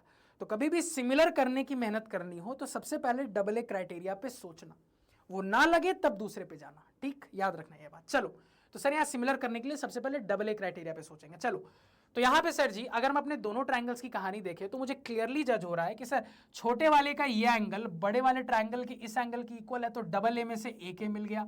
अगेन कहोगे कि सर ये एंगल दोनों में कॉमन एंगल का काम कर रहा है, ये छोटे वाले ट्रायंगल में भी है बड़े वाले में भी है, और कॉमन एंगल भी इक्वल एंगल की तरह बिहेव करता है, एक और ए मिल गया, हो तो गया सिमिलर। कहोगे हाँ सर बस इसी चीज को नोटेशन फॉर्म में लिख लेना है। तो यही जो सिमिलैरिटी हमने प्रूफ कर दी कि हाँ सर ये छोटू ये बड़े वाले के सिमिलर है बाय डबल ए क्राइटेरिया, इसी को नोटेशन में लिखेंगे तभी तो रेशियो का रिजल्ट आएगा साइड का। हाँ सर लिख लेते हैं। मान लो सबसे पहले छोटे वाले का नाम लिख लेते हैं triangle ADC. Triangle ADC similar to triangle, ठीक है, पोजिशनिंग देख लेते हैं सर, 1 2 3 1 2 3, ध्यान से देखिएगा। तो सर आप यहां पे क्या दीजिएगा कि अगर मैं करस्पॉन्डिंग की कहानी देखूं तो छोटे वाले का एंगल डी जो कि बीच में है बड़े वाले के सी के इक्वल है, यानी करस्पॉन्डिंग ये सी बीच में आएगा। भाई जो जिसके इक्वल है वो सेम पोजीशन पे होना चाहिए, कहोगे हाँ। तो छोटे वाले का एंगल डी जो है वो बड़े वाले के सी के इक्वल था, तो डी यहाँ बीच में है तो सी यहाँ बीच में आएगा, कहोगे हाँ सर। और एंगल है दोनों में कॉमन, यानी एंगल इक्वल टू एंगल है, यहाँ एंगल है फर्स्ट पे है तो यहाँ भी एंगल है फर्स्ट पे आएगा, सेम पोजीशन। तो बड़े ट्रायंगल के नाम के अल्फाबेट क्या है, A B C, A C use हो गया, यानी खाली जगह पे कौन बैठेगा, जो बच गया वो बैठेगा। भाई एक आदमी बचा है, एक चेयर बची है, तो आदमी जमीन पे तो नहीं बैठेगा, जो एक चेयर बैठी है उसी पे बैठेगा, तो बस बैठ गया, कहोगे हाँ सर। तो ये हमारे सिमिलर हो गए दोनों ट्रायंगल्स। अब मजे की चीज ये है कि क्राइटेरियाज लगा के, कंडीशंस लगा के, यहां तो दोनों ट्रायंगल सिमिलर हो गए, अब खुशी खुशी अपने दोनों लाइफ व्यतीत कर सकते हैं। लेकिन तुम लोग क्यों सिंगल हो, क्योंकि तुम दोनों में कुछ भी सिमिलर नहीं हो पा रहा है, कोई कंडीशन ही फुलफिल नहीं हो रही है। अब उनको कंडीशन क्या चाहिए, उनको खर्च करवाने वाला कोई चाहिए, तुम्हारे पास पैसे नहीं है, उनको टाइम देने वाला कोई चाहिए, तुम अपने पढ़ाई में बिजी हो। तो भैया सिमिलर करने के लिए जो कंडीशन चाहिए वो फुलफिल ही नहीं हो रही है, तो तुम्हारे बीच में सिमिलैरिटी होगी कैसे, इसलिए सिंगल हो। लेकिन कोई बात नहीं, कभी कभी सिंगल होना अच्छी बात होती है। चलो सवाल पे लौटते हैं सर। अब यहां से साइड के रेशो का रिजल्ट जनरेट कर लेते हैं। तो साइड के रेशो का रिजल्ट जनरेट करेंगे सर, तो 1 2 1 2 के साथ जाएगा, यानी AD बाई AC, 2 3 2 3 के साथ जाएगा, यानी DC बाई CB, 1 3 1 3 के साथ जाएगा, यानी AC बाई AB, कहोगे हाँ सेंस है। अब देखो डेटा क्या क्या दिया है, डेटा के हिसाब से काम करेंगे, रेशो यूज करेंगे। तो मैं देख रहा हूं AD दिया है क्या, ध्यान से देखो, हाँ सर AD दिया है। AC दिया है क्या, हाँ सर AC दिया है। DC दिया है क्या, तो DC नहीं दिया है सर। CB दिया है क्या, CB भी नहीं दिया है सर। AC दिया है सर। AB दिया है क्या, AB नहीं दिया है, लेकिन सर AB का एक हिस्सा दिया और एक हिस्सा निकालना है, ठीक है सर। तो समझ में आ गया ना कि अल्टीमेटली सर यहां तो कुछ भी नहीं पता है तो ये यूज नहीं होगा, मतलब यही इसके इक्वल कर देंगे, काम हो जाएगा। कर देते हैं सर। तो AD कितना दिया है भैया, तो AD दिया है 3 डिवाइडेड बाई AC दिया है आपका 8 बराबर AC जो कि दिया है आपका 8 डिवाइडेड बाई, अब बहुत ध्यान से देखना, बहुत ध्यान से, पूरा AB पे बात करनी है और तुमको निकालना क्या है, तुमको निकालना है बस ये पार्ट, इसको मैं थोड़ी देर के लिए x मान लेता हूं। तो पूरा AB कितना हो गया, x+3 हो गया, हाँ सर। सॉल्व करके x निकाल लेंगे, आंसर आ जाएगा, हाँ सर। करो सॉल्व। तो सॉल्व करेंगे सर यहां पे, तो कहानी आ जाएगी, देखो ध्यान से, क्रॉस मल्टीप्लाई करेंगे, 3x + 9 बराबर 64, यानी आपके पास निकल के आ रहा है 3x बराबर 64 - 9 यानी कि 54, 55, ठीक है सर, यानी x बराबर 55/3। क्या यूनिट सेंटीमीटर में इतना सेंटीमीटर आपका आंसर निकल के आ चुका है, यानी कि अल्टीमेटली आपने यहां पे BD की वैल्यू निकाल ली जो कि आ रही है x, जो कि है 55/3। कहीं दिख रहा है, C में दिख रहा है, नोट डाउन कर लो। बेहतरीन सवाल, क्लियर है, कहोगे हाँ सर बिल्कुल क्रिस्टल क्लियर। अगेन एक इंपॉर्टेंट सवाल टर्म 1 में पूछा गया था, 21-22 में बोर्ड एग्जाम में पूछा गया था। अगले सवाल पे आ जाते हैं सर। अगला सवाल एक और बेहतरीन सवाल, मजा आएगा, ध्यान से सुनना। Side AB and BE of a right triangle, तो एक राइट एंगल ट्रायंगल है, फिगर देख के समझ में आ गया, यही 90 डिग्री होना चाहिए। एक राइट एंगल ट्रायंगल है ABC, आगे कह रहा है कि side AB BE of a right triangle, ठीक है sir, side AB BE of a right triangle, तो एक साइड AB एक साइड BE है।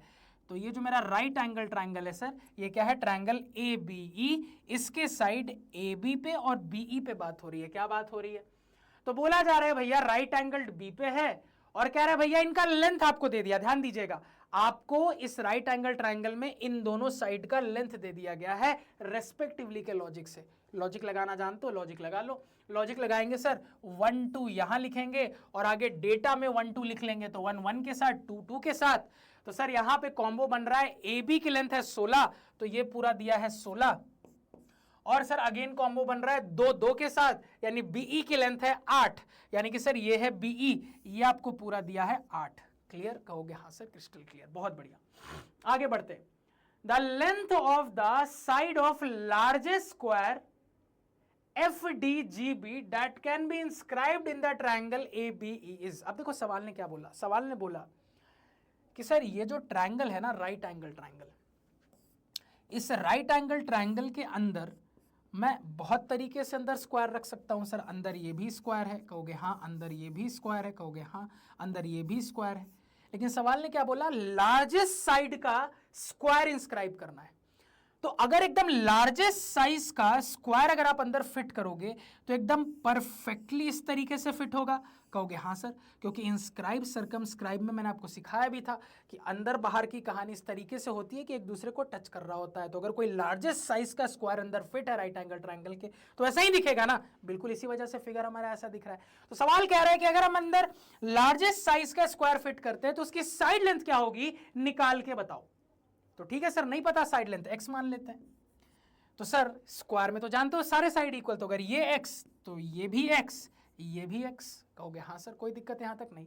अब आपकी इतनी खोपड़ी तो चल गई कि सर टोटल 16 है, ये x है, तो ये रिमेनिंग पोर्शन 16 माइनस x तो हम फट से लिख सकते हैं।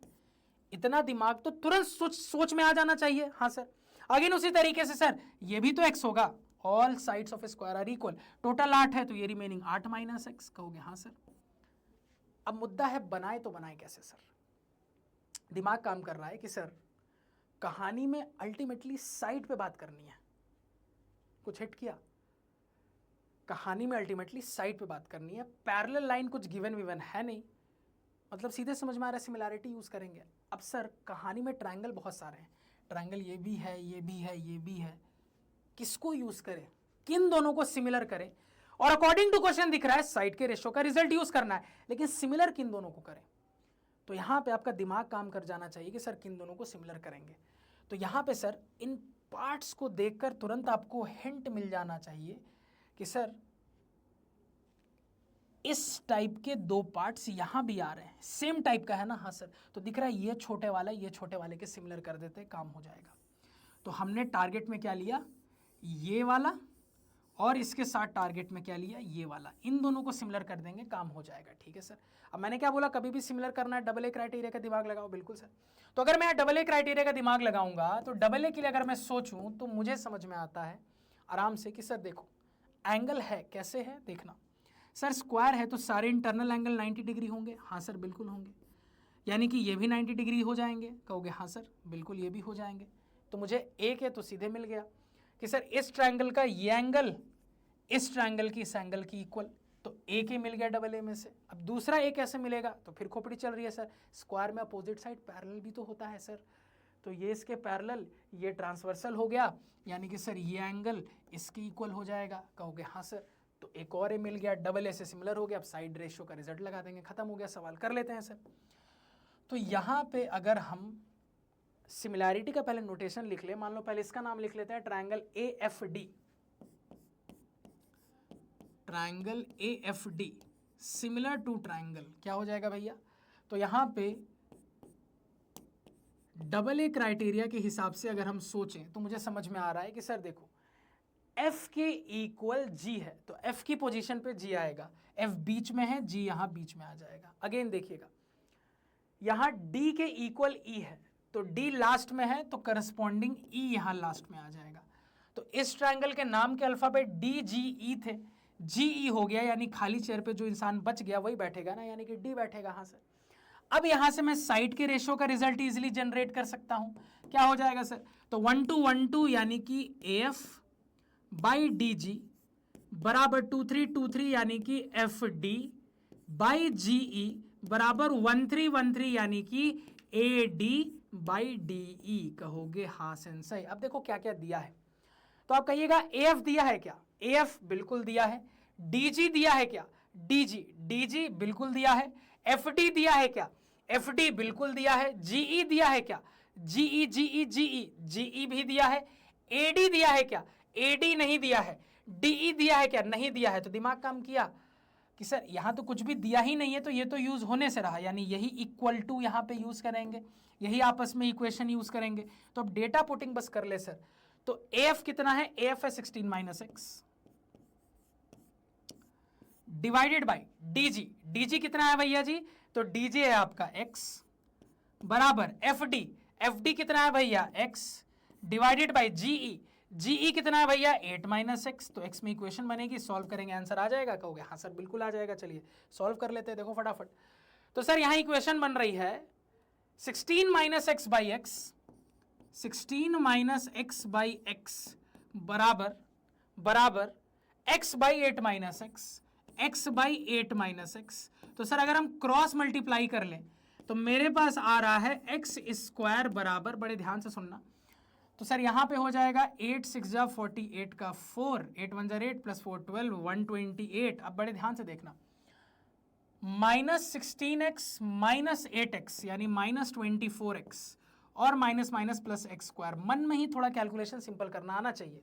अब ये करने के बाद मुझे क्लियर दिख रहा है सर, एक्स स्क्वायर से एक्स स्क्वायर गया तेल लेने, यानी कुल मिला के आपके पास निकल के आ रहा है 24x बराबर 128। सिंप्लीफिकेशन अगर हम करने की कोशिश करें सर जी तो 2 12 जा 2 6 जा 2 4 जा 2 6 जा 2 3 जा 2 2 जा 2 3 जा 2 16 जा, x की वैल्यू कितनी आ रही है सर 16/3। क्या 16/3? क्या यूनिट सब कुछ सेंटीमीटर में है सर जी, यानी इतना सेंटीमीटर। तो ये जो अननोन x हमें निकालना था वो निकल के आ गया 16/3। तो x यानी ये जो लार्जेस्ट साइड का स्क्वायर हम इंस्क्राइब कर सकते हैं उसकी साइड लेंथ है 16/3 सेंटीमीटर। कहीं दिख रहा है सर? बी में दिख रहा है। बेहतरीन सवाल, शानदार सवाल, नोट डाउन कर लो जल्दी से। तो सर टर्म 1 में पूछा गया था, 21-22 में भी पूछा गया था, मतलब ये गजब का सवाल 2 बार बोर्ड एग्जाम में पूछा गया है। फटाफट नोट डाउन कर लीजिए, बिल्कुल भी टाइम वेस्ट नहीं करना है, जल्दी से एकदम।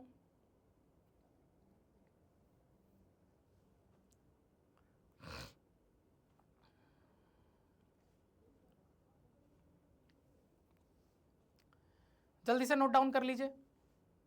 अब देखो, अब यहां मजे की चीज देखना, यह सवाल क्यों खास है। तुमने बोला कि सर ठीक है, मुझे प्रॉब्लम यह थी कि कौन से 2 ट्रायंगल को मुझे सेलेक्ट करना चाहिए सिमिलर करने के लिए। हाँ सेंसेई, सही बात है। तो सर आपने बोला कि इस टाइप के साइड इस छोटे ट्रायंगल में और अगेन इसी टाइप के यहां दिख रहे हैं, तो जरूर ये दोनों सिमिलर होना चाहिए, और बन भी गया। मजे की चीज यह है कि सर यहां पे अगर आप छोटे ट्रायंगल को बड़े ट्रायंगल के सिमिलर कर दोगे तो भी सवाल बन जाएगा, फिर से साइड के रेशो का रिजल्ट लेके आराम से बन जाएगा। आप ट्राई करके देखना, आपका होमवर्क रहेगा। या तो तुम ये छोटे वाले बड़े वाले को सिमिलर कर दो और साइड के रेशो का रिजल्ट यूज कर दो, बन जाएगा। या फिर तुम ये छोटे वाले ये बड़े वाले को आपस में सिमिलर कर दो, साइड के रेशो का रिजल्ट यूज कर दो, बन जाएगा। और यहाँ पे एक और इन जनरल बात बताता हूँ, याद रखना। कई बार तुम लोग को सिमिलर करने के लिए ट्रायंगल ढूंढने में दिक्कत होती है ना, कहोगे हाँ सर बहुत दिक्कत होती है। कहीं पे भी अगर ऐसा फिगर दिख जाए ना, अब देखो ये फिगर ऐसा हो बड़े मियाँ में छोटे मियाँ, या ऐसा हो, मतलब देख रहे हो सेम टाइप का, आपको देखने में अलग लग रहा होगा, सेम टाइप का है, बड़े मियाँ में छोटे मियाँ, बड़े मियाँ में छोटे मियाँ, देख रहे हो ना एकदम। ये सारा फिगर क्या है सर? सेम टाइप का है। ये सारा फिगर क्या है सर? एकदम सेम टाइप का है। तो कभी भी अगर आपको ये सेम टाइप वाला फिगर दिख जाए ना, तुमको कंफ्यूजन क्यों था कि सर कौन से 2 ट्रायंगल को सिमिलर करना चाहिए, तो याद रखना कहीं पे भी अगर ऐसा फिगर मिल जाए तो ये छोटे मियाँ बड़े मियाँ सिमिलर करने से फायदा हो जाएगा। ऐसा होता है ना, कई बार डॉक्टर कहता है कि भैया कभी भी हल्की फुल्की तबीयत खराब हो बस ये दवाई खा लेना। अब तुम उस हल्की फुल्की चीज़ के लिए डॉक्टर के पास नहीं जाते ना, डॉक्टर ने बोल दिया इन जनरल ये दवाई खा लेना, तुम्हारी most of the problem sort हो जाएगी, बस वही। तुमको ट्रायंगल ढूंढने में दिक्कत हो रही है ना, कहीं पे भी अगर ऐसा फिगर स्पॉट हो जाए तुरंत दिमाग में क्लिक करना चाहिए, छोटे मियाँ बड़े मियाँ ये दोनों ट्रायंगल सिमिलर कर देने से फायदा हो जाएगा, डॉक्टर ने बोला है। तो छोटे मियाँ बड़े मियाँ, छोटे मियाँ बड़े मियाँ, छोटे मियाँ बड़े मियाँ सिमिलर करने से फायदा हो जाएगा, डॉक्टर ने बोला। और देखो यही चीज यहाँ अकर हो रही है कि तुम अगर ये ट्रायंगल्स का दिमाग नहीं लगा पाते तो तुमको यहाँ पे दिख रहा है सर बड़े मियाँ में छोटे मियाँ, दिख रहा है सर बड़े मियाँ में छोटे मियाँ, तो या तो इधर बड़े मियाँ छोटे मियाँ करके सिमिलर करके साइड का रेशियो लगा लेते, या इधर लगा लेते। जो चीज़ मैंने सिखाई वो यहाँ फिगर में दिख रही है, ऐसे भी सोच के बना सकते थे। ऐसे तुम ट्राई करके देखना, इधर से भी करना इधर से भी ट्राई करना, बन जाएगा, गारंटी देता हूँ। चलो नोट डाउन कर लो। चलिए बहुत ही बढ़िया, बहुत ही शानदार। अगले सवाल पे आ जाते हैं सर जी। अगला सवाल आपके सामने ये रहा, बहुत ही प्यारा सवाल है। देखो सवाल कह रहा है भैया फिगर में गिवन है जीसीबीडी पैरेलल, ठीक है सर, जीसीबीडी, ये है जीसी ये है बीडी, आपस में पैरेलल, मार्क कर लेते हैं। एक और पैरेलल की कहानी गिवन है जीईबीएफ, ठीक है सर, जीईबीएफ आपस में पैरेलल, ये भी गिवन है, ये भी मार्क कर लेते हैं। 2 पैरेलल की कहानी गिवन है, कुछ कुछ लेंथ दे दी, AC 3 centimetre, CD 7 centimetre. Value पूछ रहा है एई बाई एएफ, यानी एई बाई एएफ, ये रेशो निकालने को कह रहा है सर। क्या दिमाग लगाओगे? फट से दिमाग लगना चाहिए सबका। तुरंत तुम्हारी खोपड़ी लगेगी, सर देखो पैरेलल की कहानी गिवन है, साइड पे बात करनी है, बीपीटी लगेगा। ठीक है सर, और बीपीटी के लिए फिगर भी दिख रहा है, बीपीटी के लिए फिगर भी दिख रहा है, क्योंकि ऑब्जर्व करो, तुमको जो मैंने ये चीज सिखाई ना कि कहीं पे भी ऐसा फिगर दिख जाए तो फट से उन ट्रायंगल्स में सिमिलैरिटी लगा देना, कभी भी सिमिलर का केस बन जाएगा। यही रूल बीपीटी के लिए भी है कि कई बार बीपीटी के लिए भी ट्रायंगल ढूंढने में दिक्कत होती है, तो ऐसा फिगर सीधे बीपीटी लगवाता है। अभी तो तुमने देखा, कहोगे हाँ सर, तो तुरंत तुम्हारा खोपड़ी चलेगा कि सर बीपीटी लगा के बनाना है, ट्रायंगल भी इजीली मिल जा रहा है, कोई दिक्कत नहीं है। दिख रहा है सर, बड़े ट्रायंगल में ये इसके पैरेलल, यहां बीपीटी लगाया जा सकता है, बड़े ट्रायंगल में ये इसके पैरेलल, यहां बीपीटी लगाया जा सकता है, या फिर आपका ये वाला लॉजिक यूज करेंगे तो समझ में आ रहा है, यहां बीपीटी लग जाएगा, यहां बीपीटी लग जाएगा। कहां लगाए सर? अब देखो, आपने ये चीज ऑब्जर्व की कि सर एक बीपीटी के लिए एक पैरेलल लाइन का सेट चाहिए। अभी तक तुमने इतने सवालों में देखा कि सर एक बीपीटी की कहानी के लिए एक पैरेलल लाइन की कहानी चाहिए, यहां दो कहानी है, मतलब दो बीपीटी का रिजल्ट आएगा। तो कभी भी अगर पैरेलल लाइन की मल्टीपल कहानी दे तो उतने ही बीपीटी के रिजल्ट आएंगे। याद रखना, एक पैरेलल लाइन की कहानी एक बीपीटी का रिजल्ट देती है, तो एक ये बीपीटी का रिजल्ट देगा, एक ये देगा, तो दो बीपीटी के रिजल्ट आएंगे, यानी यहां से भी एक रिजल्ट, यहां से भी। तो कभी भी अगर एक से ज्यादा बीपीटी के रिजल्ट आ जाए तो दिमाग में बिठा लो, कभी भी अगर एक से ज्यादा बीपीटी के रिजल्ट आ रहे हो ना, तो वो दोनों रिजल्ट आपस में जरूर कंबाइन होंगे। कैसे कंबाइन होंगे? क्योंकि एक रिजल्ट आपको एक रेशियो देगा, दूसरा रिजल्ट भी आपको एक और रेशियो देगा, तो इन दोनों रेशियो को कैसे कंबाइन करोगे?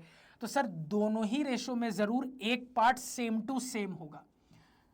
अगर एक to part same to same होगा तभी तो कंबाइन कर पाओगे ना। जैसे मैंने बोला गधा बराबर घोड़ा, गधा बराबर हाथी, तभी तो इनडायरेक्टली घोड़ा हाथी बोल के तुम कंबाइन कर पाओगे। तो ये याद रखना, जितने पैरेलल लाइन की कहानी उतने बीपीटी के रिजल्ट। यहां दो कहानी तो दो रिजल्ट, और कभी भी एक से ज्यादा बीपीटी का रिजल्ट आ गया मतलब वो सारे रिजल्ट आपस में कंबाइन होंगे।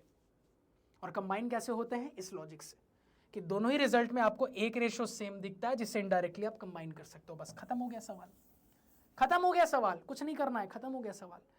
अब सर बीपीटी के तो 6 तरीके से रिजल्ट लिखे जा सकते हैं, तो ये समझ में आ गया कि सर यहां बीपीटी का एक रिजल्ट देगा, यहां बीपीटी का एक और रिजल्ट देगा। दोनों रिजल्ट को कंबाइन करें कैसे? पहले तो ये पता होना चाहिए कि 6 में से रिजल्ट कौन सा यूज हो रहा है। हिंट आपको मिल रहा है, आपको छोटे मियाँ बाई बड़े मियाँ निकालना है ना, तो इस हिसाब से ही आप बनाइए। तो अब तुम्हारा दिमाग काम कर गया कि अच्छा पहले इस ट्रायंगल पे फोकस करते हैं जहां निकालना है, छोटे मियाँ बाई बड़े मियाँ निकालना है, तो उसी हिसाब से यहाँ रिजल्ट लगाएंगे। तो सर ये इसके पैरेलल, इधर छोटे मियाँ बाई बड़े मियाँ, तो यहाँ भी छोटे मियाँ बाई बड़े मियाँ हो जाएगा। हाँ सर, तो यहाँ से नीचे वाले ट्रायंगल से रिजल्ट आ रहा है AE by AF, AE by AF जो मुझे निकालना है, इस हिसाब से मैं रिजल्ट यूज करूंगा, बराबर AG बाई AB, बराबर AG बाई AB। हाँ सर, अब ऊपर वाले में कैसा जाएगा? तो हिंट मिल गया ना, ऊपर वाले ट्रायंगल में भी तो ये यूज करोगे। अब कैसे यूज करना है? हिंट मिल गया है कि अगर मैं ऊपर वाले ट्रायंगल में इस तरीके से चल रहा हूं तो ऊपर भी वैसे ही चलूंगा, छोटे मियाँ बाई बड़े मियाँ। तो ऊपर वाले ट्रायंगल में भी इनडायरेक्टली हिंट मिल गया, तो मुझे हिंट मिल रहा है AG बाई AB, मुझे हिंट मिल रहा है AG बाई AB, इस हिसाब से बराबर छोटे मियाँ बाई बड़े मियाँ, यानी AC बाई AD, यानी it is further equal to ऊपर वाले ट्रायंगल में AC बाई AD। कहोगे हाँ सर। अब आपको जो मैंने बात बोली थी आपको दिख रही होगी कि सर देखो दो रिजल्ट आए हैं, अब दोनों में जरूर कोई रेशियो सेम होना चाहिए तभी कंबाइन होगा। देखो ये रेशियो दोनों में सेम है, तो इनडायरेक्टली मैं कह सकता हूं ना गधा बराबर घोड़ा, गधा बराबर हाथी, तो घोड़ा हाथी बराबर, यानी यहां से मेरे पास कंक्लूजन निकल रहा है AE by AF, AE by AF बराबर AC बाई AD। अब आपको निकालना क्या था? आपको AE बाई AF निकालना था, और AC बाई AD आपको पता है। AC कितना पता है सर?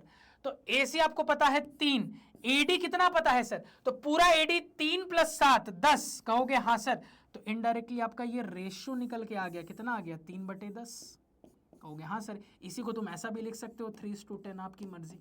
तो एक और तगड़ा सब्जेक्टिव सवाल आपने धोए में उड़ा दिया सर, 2019 में कंपार्टमेंट में पूछा गया था। फटाफट नोट डाउन कर लो, बेहतरीन सवाल यार, फटाफट नोट डाउन कर लो, एकदम 1 नंबर का बेहतरीन सवाल आपने सॉल्व कर लिया।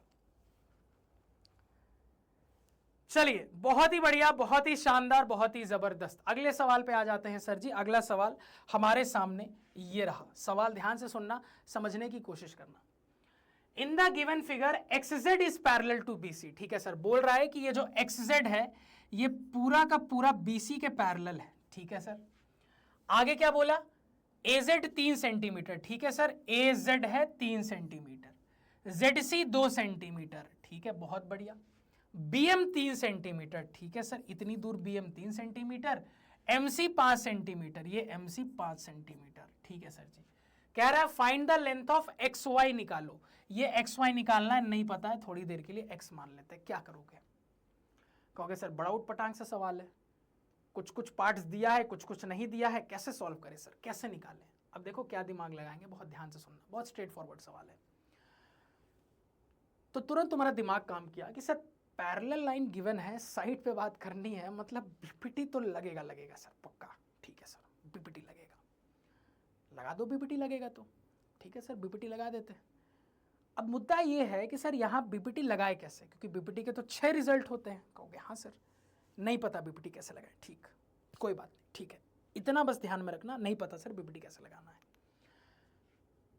बीपीटी लगेगा, कैसे लगाना अभी नहीं पता चल रहा। ठीक है, अब आते हैं सर टारगेट पे। टारगेट कहाँ है? पहले टारगेट पे फोकस करो। नहीं समझ में आ रहा है ना, टारगेट पे आओ। टारगेट ये है सर, टारगेट में आपको कुछ स्पेशल दिख रहा है? हाँ सर, ये बड़े मियाँ ट्रायंगल में छोटे मियाँ ट्रायंगल, अभी इस फिगर के बारे में बताया था।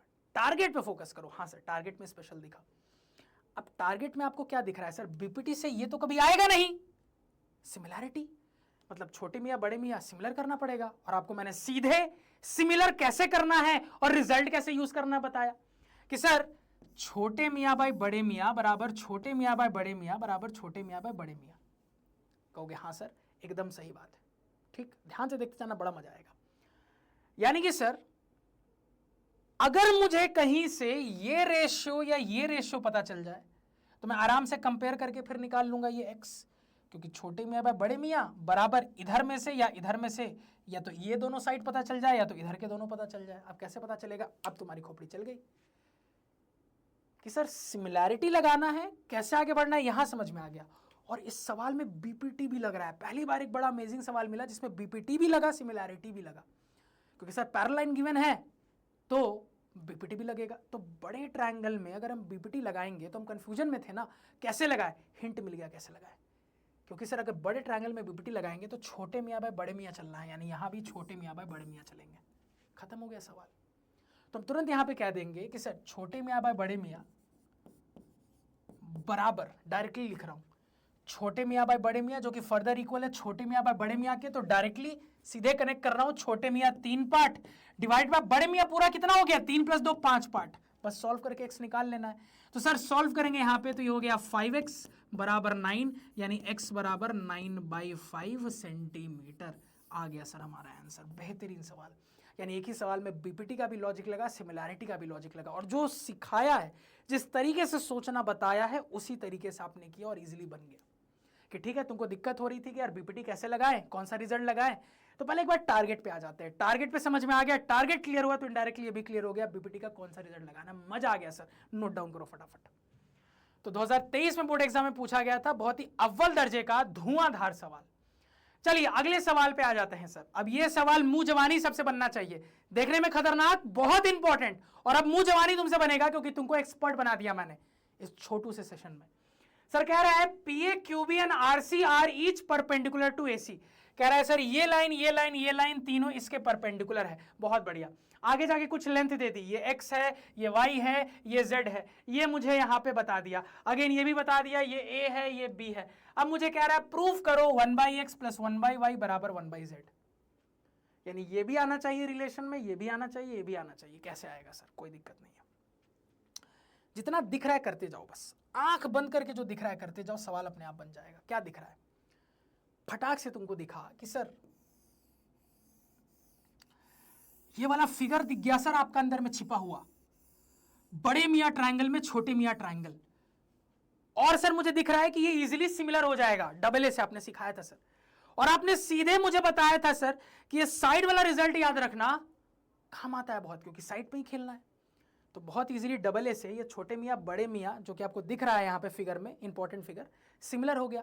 साइड पे खेलना, साइड वाला रिजल्ट यूज करोगे तो कहोगे छोटे मियाँ बाय बड़े मियाँ बराबर छोटे मियाँ बाय बड़े मियाँ बराबर छोटे मियाँ बाय बड़े मियाँ। अब ये यूज हो नहीं रहा, इसके बारे में कुछ गिवन है नहीं, तो इसको लिखने का मतलब है नहीं, यानी जितना यूज होना है वो मेरे सामने है। तो छोटे मियाँ बाय बड़े मियाँ यानी z बाई एक्स बराबर छोटे मियाँ बाय बड़े मियाँ यानी कि b divided by a plus B. ये मेरे पास एक इक्वेशन आ गई। कहोगे सर आपने मन की बात छीन ली, क्यों? इसलिए छीन ली सर क्योंकि इस तरफ भी सेम फिगर दिख रहा है, सेम टाइप का लॉजिक इस तरफ भी दिख रहा है सर। छोटे मियाँ ट्रायंगल बड़े मियाँ के अंदर सेम लॉजिक साइड पे खेलना है। छोटे मियाँ बाई बड़े मियाँ बराबर छोटे मियाँ बाई बड़े मियाँ बराबर इधर छोटे मियाँ बाई बड़े मियाँ जो यूज नहीं होता, तो जो यूज होना है उसके हिसाब से चले तो z बाई वाई बराबर छोटे मियाँ बाई बड़े मियाँ a by a plus B. कहोगे हाँ सर, यानी जितना दिखा उतना किया। सवाल कैसे बनेगा अंदाजा भी नहीं था सर, लेकिन आपने जो लॉजिक सिखाया ना सर उससे जो दिखा लिख लिया, बन गया सवाल। क्योंकि दिख रहा है सर कि x भी आ गया, z भी आ गया, y आ गया, यानी आपको समझ में आ रहा है अगर दो इक्वेशन आई है तो दोनों यूज होगी। और तुमको अभी तो मैंने ये चीज सिखाई थी कि सर अगर एक रिजल्ट दो रिजल्ट आ रहे हैं तो दोनों जरूर कंबाइन होंगे। कैसे कंबाइन होंगे दिख रहा है आपको। यहां कैसे कंबाइन होंगे, क्योंकि सर ये रेशो एक जैसा तो है लेकिन एग्जैक्टली सेम नहीं है, तो दिमाग काम कर रहा है सर अगर मैं दोनों इक्वेशंस को ऐड कर दूंगा तो मेरा काम हो जाएगा। देखो कैसे हो जाएगा, पहले आरएचएस साइड देखो सर, दोनों इक्वेशन को ऐड करूंगा, डिनोमिनेटर सेम है, a प्लस बी होगा। हाँ सर, न्यूमरेटर में क्या हो जाएगा b प्लस ए, जिसको मैं a प्लस बी अगेन लिख सकता हूं। और एलएचएस में अब देखो ऐड करोगे तो ये हो जाएगा z by X plus z by Y. तो सर ये तो वन टाइम में कट गया, तो आपके पास आ रहा है z by X plus z by Y बराबर 1। यानी कि सर यहां से अब आपको दिख रहा है कि z कॉमन निकाला जा सकता है, कॉमन निकालेंगे तो बचेगा 1 by X plus 1 by Y बराबर 1। z उस तरफ भेज देंगे सर जी, तो 1 by X plus 1 by Y बराबर 1 बाई जेड बन गया। यही तो प्रूफ करना था, खत्म हो गया सवाल। तो कई बार ना सवाल बनाने के लिए कैसे सॉल्व करना है यह आना जरूरी नहीं है, आपको बस इतना आना चाहिए कि दिमाग लगाना किसी ने सिखाया कि नहीं। आपको इतना निकल के आ गया ना दिमाग लगा के, अब यही भी दिख गया कि यार कैसे कंबाइन करना चाहिए, तो बस ये हल्की सी खोपड़ी चलनी चाहिए थी कि दोनों इक्वेशन ऐड कर देंगे, कंबाइन हो जाएगा, रिजल्ट आ जाएगा। एक बहुत तगड़ा सवाल, और सीधे ये तगड़ा रिजल्ट याद रखना कि 1 by this plus 1 by this is equal to 1 by बीच वाला। कैसे याद रखते हैं सर, ऐसा फिगर कहीं दिख जाए ना तो इस पर ऑब्जेक्टिव सवाल बना सकता है। तो 1 बाई एकदम इधर वाला प्लस 1 बाई एकदम उधर वाला इक्वल टू 1 बाई बीच वाला। तो इधर वाला प्लस इधर वाला इक्वल टू बीच वाला, ये लॉजिक ऐसे याद रखना तो ये रिजल्ट याद रहेगा। फटाफट नोट डाउन कर लो, बहुत ही औसम सवाल, बहुत ही तगड़ा सवाल 2023 में बोर्ड एग्जाम में पूछा गया था। जल्दी से नोट डाउन कर लो यार, बहुत ही अजब का सवाल, गजब का सवाल हमने सॉल्व कर लिया है। अब सर यहां पे ये रहा हमारा अगला सवाल। क्या है सवाल, in the figure angle D equal to angle E. ठीक है सर, मार्क कर लेते हैं angle D equal to angle E, यानी अगर मैं इसको x डिग्री कहूंगा तो ये भी x डिग्री हो जाएगा। ठीक, आगे कह रहा है AD बाई DB बराबर AE बाई EC। ठीक है सर, तो मुझे कह रहा है AD बाई DB बराबर AE बाई EC। प्रूफ करना है ट्रायंगल ABC आइसोसेलेस होगा, ये वाला ट्रायंगल आइसोसेलेस होगा, प्रूफ करना है। कैसे करोगे, अब देखो सिंपल। आइसोसेलेस कैसे प्रूफ कर सकते हो, या तो दो साइड इक्वल दिखा के ट्रायंगल का, या तो दो एंगल इक्वल दिखा के। इतना समझ में आया? हाँ सर। तो अगर इसको भी आइसोसेलेस प्रूफ करना है तो या तो तुम इसके दोनों साइड इक्वल दिखा के करोगे या इसके दोनों एंगल। ठीक, हाँ सर ठीक। क्या यूज होगा अभी पता नहीं, दिमाग लगाना स्टार्ट करते हैं। ठीक है सर, अब यहां पे मेरी एक बात ध्यान से सुनना। अभी तक तुमने बीपीटी की जर्नी बहुत देखी, अब थोड़ी सी कन्वर्स ऑफ बीपीटी की जर्नी देखो। अब मेरी बात याद रखना, कभी भी अगर गिवन डेटा में रेशियो दे दे, बीपीटी में क्या था, गिवन डेटा में पैरेलल लाइन तो रिजल्ट में रेशियो आ जाएगा, साइड की बात हो जाएगी। यहां पे क्या हो रहा है, तो यहां पे आपका दिमाग काम करना चाहिए कि सर कहीं भी अगर गिवन डेटा में रेशियो दे दे, कहीं पे भी अगर गिवन डेटा में रेशियो दे दे तो समझ जाना बहुत हाई चांस है कन्वर्स ऑफ बीपीटी लगेगा। और कन्वर्स ऑफ बीपीटी आपको क्या दे देता है, पैरेलल लाइन। तो इसको ना दिमाग में सेट कर लो कि सर आपने बोला कि अगर गिवन डेटा में पैरेलल लाइन हो और मुझे रिजल्ट में साइड पे बात करनी हो तो यहां बीपीटी लगता है। कन्वर्स ऑफ बीपीटी कब लगता है, उल्टी सिचुएशन में। गिवन डेटा में साइड की बात कर दे, साइड का रेशियो दे दे, ठीक, और रिजल्ट में फिर क्या आ जाएगा, उल्टा हो जाएगा, पैरेलल लाइन आ जाएगा। आपको बस इतना ध्यान रखना है कि जहां गिवन डेटा में साइड के रेशियो की बात कर देगा मतलब हाई चांस है कन्वर्स ऑफ बीपीटी लगेगा, और अगर वो नहीं लगा तो सिमिलैरिटी तो आपके साथ है ही। तो आज के बाद ये वाला बात भी याद रखना, क्योंकि तुमको मैंने इस सेशन से तुम्हारा बीपीटी मैंने क्लियर कर दिया, बहुत हद तक तुम्हारा सिमिलैरिटी क्लियर कर दिया। बचा क्या था एक तरीके से कन्वर्स ऑफ बीपीटी, वो भी अब क्लियर हो गया। एकदम सिंपल सर ने बोला है, ज़्यादा कोई कंफ्यूजन नहीं। गिवन डेटा में अगर साइड के रेशियो की बात मिल जाए मतलब कन्वर्स ऑफ बीपीटी लगने का हाई चांस है। तो गिवन डेटा में साइड की रेशियो की बात मिल गई है मतलब कन्वर्स ऑफ बीपीटी लगने का हाई चांस है। और कन्वर्स ऑफ बीपीटी क्या देगा, पैरेलल लाइन देगा। पैरेलल लाइन मिल जाएगा तो एंगल मिल जाएगा, मतलब ये एंगल की मदद से आइसोसेलेस होगा। सीधे कनेक्शन बैठा। हाँ सर, तो बस जो चीज समझ में आई है अप्लाई कर लेते हैं। तो हम फट से कह देंगे कि सर यहां दिस बाय दिस बराबर दिस बाय दिस कह दिया। कन्वर्स ऑफ बीपीटी से मुझे पता लग गया सर ये इसके पैरेलल हो गया भाई, कन्वर्स ऑफ बीपीटी। अब ये इसके पैरेलल हो गया, अब एंगल पे इजीली खेल सकते हम कहेंगे कि सर देखो ये इसके पैरेलल, ये मुझे ऑलरेडी गिवन था कि ये एंगल इसके इक्वल, ये ट्रांसवर्सल तो ये एंगल इसके इक्वल, तो अगर ये एक्स है तो ये एक्स हो जाएगा। अगेन ये ट्रांसवर्सल सर जी तो ये एंगल इसके इक्वल, तो ये भी एक्स हो जाएगा। तो अल्टीमेटली मेरे बड़े वाले ट्रायंगल एबीसी में दो एंगल इक्वल हैं, तो हो गया ना आइसोसेलेस। हाँ सर, झट से बन गया सवाल, बेहतरीन। 2020 का एक औसम सवाल, गर्दा सवाल, धुआंधार सवाल। फटाफट सवाल नोट डाउन कर लीजिए। तो यहां पे तुमने एक नया कंसेप्ट सीखा जो कि तुमको ध्यान में रखना है। बाकी सर देखो, मैं सेशन एकदम छोटा रखने की कोशिश कर रहा हूं, 1.5 घंटा, 1.5 घंटे से ज्यादा नहीं, इसलिए थोड़ा सा स्पीड मेंटेन भी कर रहा हूं, साथ साथ सबको समझा भी रहा हूं। जब वन शॉट्स पढ़ाऊंगा तो और डिटेल में चीजें समझेंगे और मजा आएगा।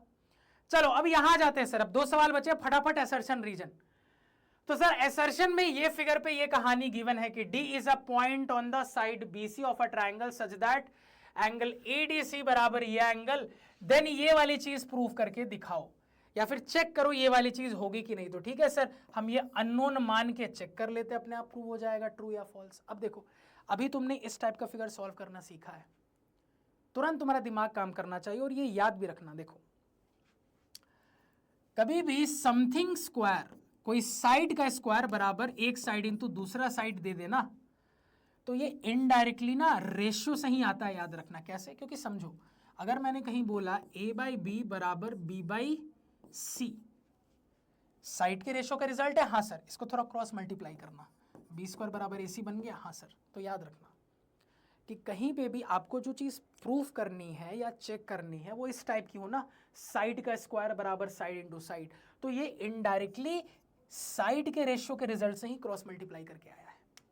अब ये बात तुम्हारे दिमाग में है ना, और आज के बाद दिमाग में रहेगी, तो तुम्हारा दिमाग चलेगा कि सर अल्टीमेटली इस सवाल में ये फिगर देने के बाद ये होगा कि नहीं होगा मुझे चेक करना है, और ये एक्चुअली में एक साइड के रेशियो का रिजल्ट है, ये आएगा कि नहीं आएगा चेक करना है। ऐसा साइड का रिजल्ट आएगा कि नहीं आएगा चेक करना है। आ गया तो सही बात, नहीं आया तो गलत बात। अब साइड का रिजल्ट कैसे आता है, दिमाग काम किया।